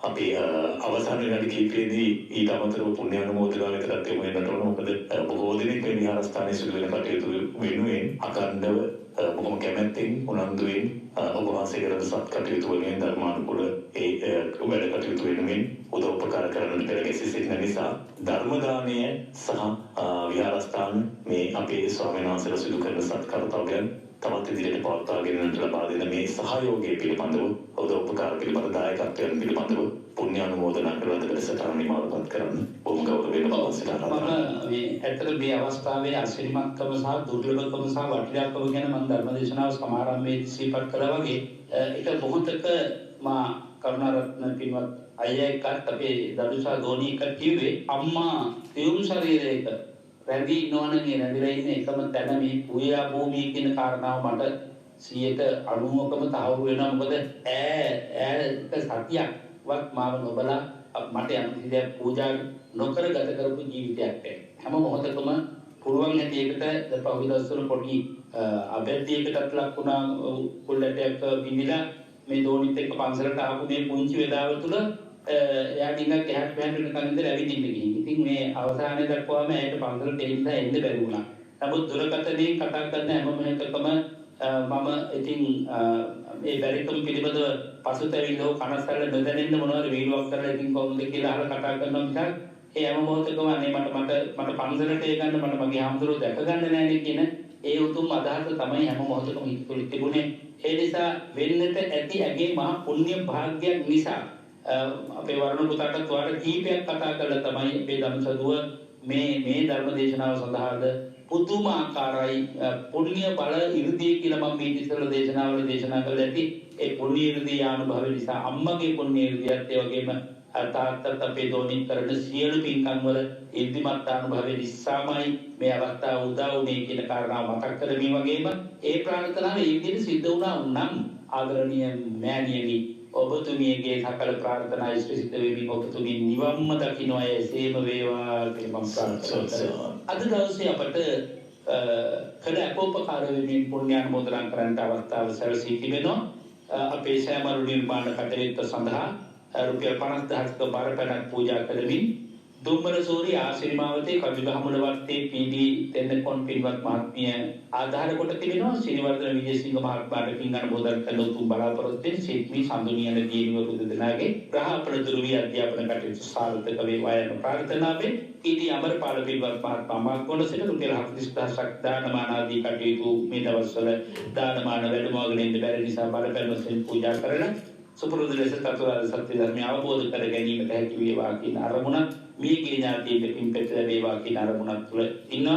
ඔගේ විශේෂයෙන් අපට කවදත් මේ පූජා භූමියට මහත් වූ උපකාර සිදු කරන යාලේගම නෑගම්පහ මෙහෙණි ආරාමේ ධම්සරණී පින්වත් මෙහෙණි වහන්සේ රුපියල් 40,000ක බරපැනක් පිළිගන්නමින් දානමාන පින් කටයුතු සඳහා යොදවන්නට මතක් කළා. හාරසනී ධර්මමාලී දියණියට දෙමව්පියන්ට ස්වාම පුරුෂයාතුළු මේකේ සියලු ඥාතීන් පින් අනුමෝදන් කරන සුජීවත් හැමත සත් ප්‍රාර්ථනා කරන්න තේ ආරාධනා කළා තියෙනවා. ඔගේ විචේල් නන්දාවති මෑණියන් අංක 84 පහරාවල පාර මාතර සිට රුපියල් 25,000ක් පිළිගන්නවා. සෑමරු වෙනුවෙන් දරුණු පුරංගේ අධ්‍යාපන කටයුතු සාර්ථක වෙන්නත් මේකේ සියලු ඥාතීන් පින් අනුමෝදන් කරන්නත් සුජීවත් හැමත නිරෝගී සුවය ප්‍රාර්ථනා කර තිබෙනවා. එවැගේම දමයන්ති වැන්ද පොන් පින්වත් මහත්මිය බණ්ඩාරවත්ත ගම්පහසට රුපියල් 25,000ක බරපැනක් පූජා කළ තිබෙනවා. දානමාන ආදී ශිල්පී කටයුතු වෙනුවෙන් මීගේ සියලු ඥාතීන් පින් දීමට සුජීවත් මුණුපුරන්ට නිදුක් නිරෝගී සුවය ප්‍රාර්ථනා කරමින් ඉතින් අදට එම දායක පින්නතුල්ලා පස් පිරිසට පමණක් පුණ්‍ය අනුමෝදනා කරන්නට අවකාශ සැලසෙන්නේ. හැමදෙනාටම අපි මේ ලැයිස්තුගත කොට තිබෙන ආකාරයෙන් පුණ්‍ය අනුමෝදනා කිරීම අපේක්ෂා කරමින් සියලු දෙනාම තම තමන් වෙනුවෙන් කළ පුණ්‍ය අනුමෝදනාවක් මේ පින් අනුමෝදනාවද අනුමෝදන් වේවා. ඉෂ්ඨාරක්ෂක සියලු දේවතාවෝද පින්නති ඔබට ආරක්ෂාව සලසත්වා හැමදෙනාටම නිවනේ යමා පුන්සඳ දිනා ගන්නට මේ පොසොන් පුන්සඳේ ආලෝකයේද ධර්මාලෝකයේද හේතු වාසනා වේවා. සාදු සාදු සාදු අපි ඔබට ආරාධනා කරන ශ්‍රී සුදර්ශන ධර්මනිකේතනයේ සිදුවෙනා වූ මෙවැනි උතුම් පින් කටයුතු වෙනුවෙන් දායකත්වයේ දරන ඇත්තන්ට මේ දුරකථන අංකයට කතා කරලා මේ අවස්ථාවේ සිදු කරන කාරණාවන් පිළිබඳව සිදුවෙන ඒ පිළිබඳව දැන කියාගෙන ඊට සහයෝගය ලබා දෙන දායකත්වයේ ලබා දෙන්න 0.7.625 ඒ වගේම 0.33 223 ඒ වගේම අපේ පූජනීය කැටවලේ මාලෝක නායක හමුදුරන් වහන්සේගේ දුරකථන අංකය 0.714 ඒ දුරකථන අංකයට කතා කරලා විස්තර දැනගන්න ඔබට ආරාධනා කරමින් අද මේ පාමුලෙන් අපි සමුගන්නවා අපේ ගෞරවනීය ආරාධනෙන් අද වැඩසටහන තුළ ධර්මයේ පිළිබඳව ධර්මානුකූලව මරණය පිළිබඳව අපට කාරණා පහදා දෙමින් අනුශාසනා සිදු කළ ගම්පහ මිරිසවත්ත ශ්‍රී සුදර්ශන ධර්මනිකේතනාධිපති ශාස්ත්‍රපති රාජකීය පඬිත පූජනීය කැටවල හේමාලෝක නායක හමුදුරන් වහන්සේ නිදුක් වේවා නිරෝගී වේවා දීර්ඝායුෂ අපේ හමුදුරන් වහන්සේට ලැබේවා උන්වහන්සේ කරන මේ සියලු සත්ක්‍රියාවන්ගේ කුසල සම්පත්තිය උන්වහන්සේට නිවීම පිණිසම වේවායි කියලා ප්‍රාර්ථනා කරමින් මෙත්නෙත් පාමුලෙන් සමුගන්නවා රාත්‍රී 7ට පූජනීය බලංගොඩ රාජ ස්වාමීන් වහන්සේගේ ධර්මානුශාසනාව සිඩ්නි තසපුව වැඩසටහන සමග සම්බන්ධ වෙන්නට ඔබට පින් සිතින් ගෞරවයෙන් ආරාධනා කරනවා හැම දිනකටම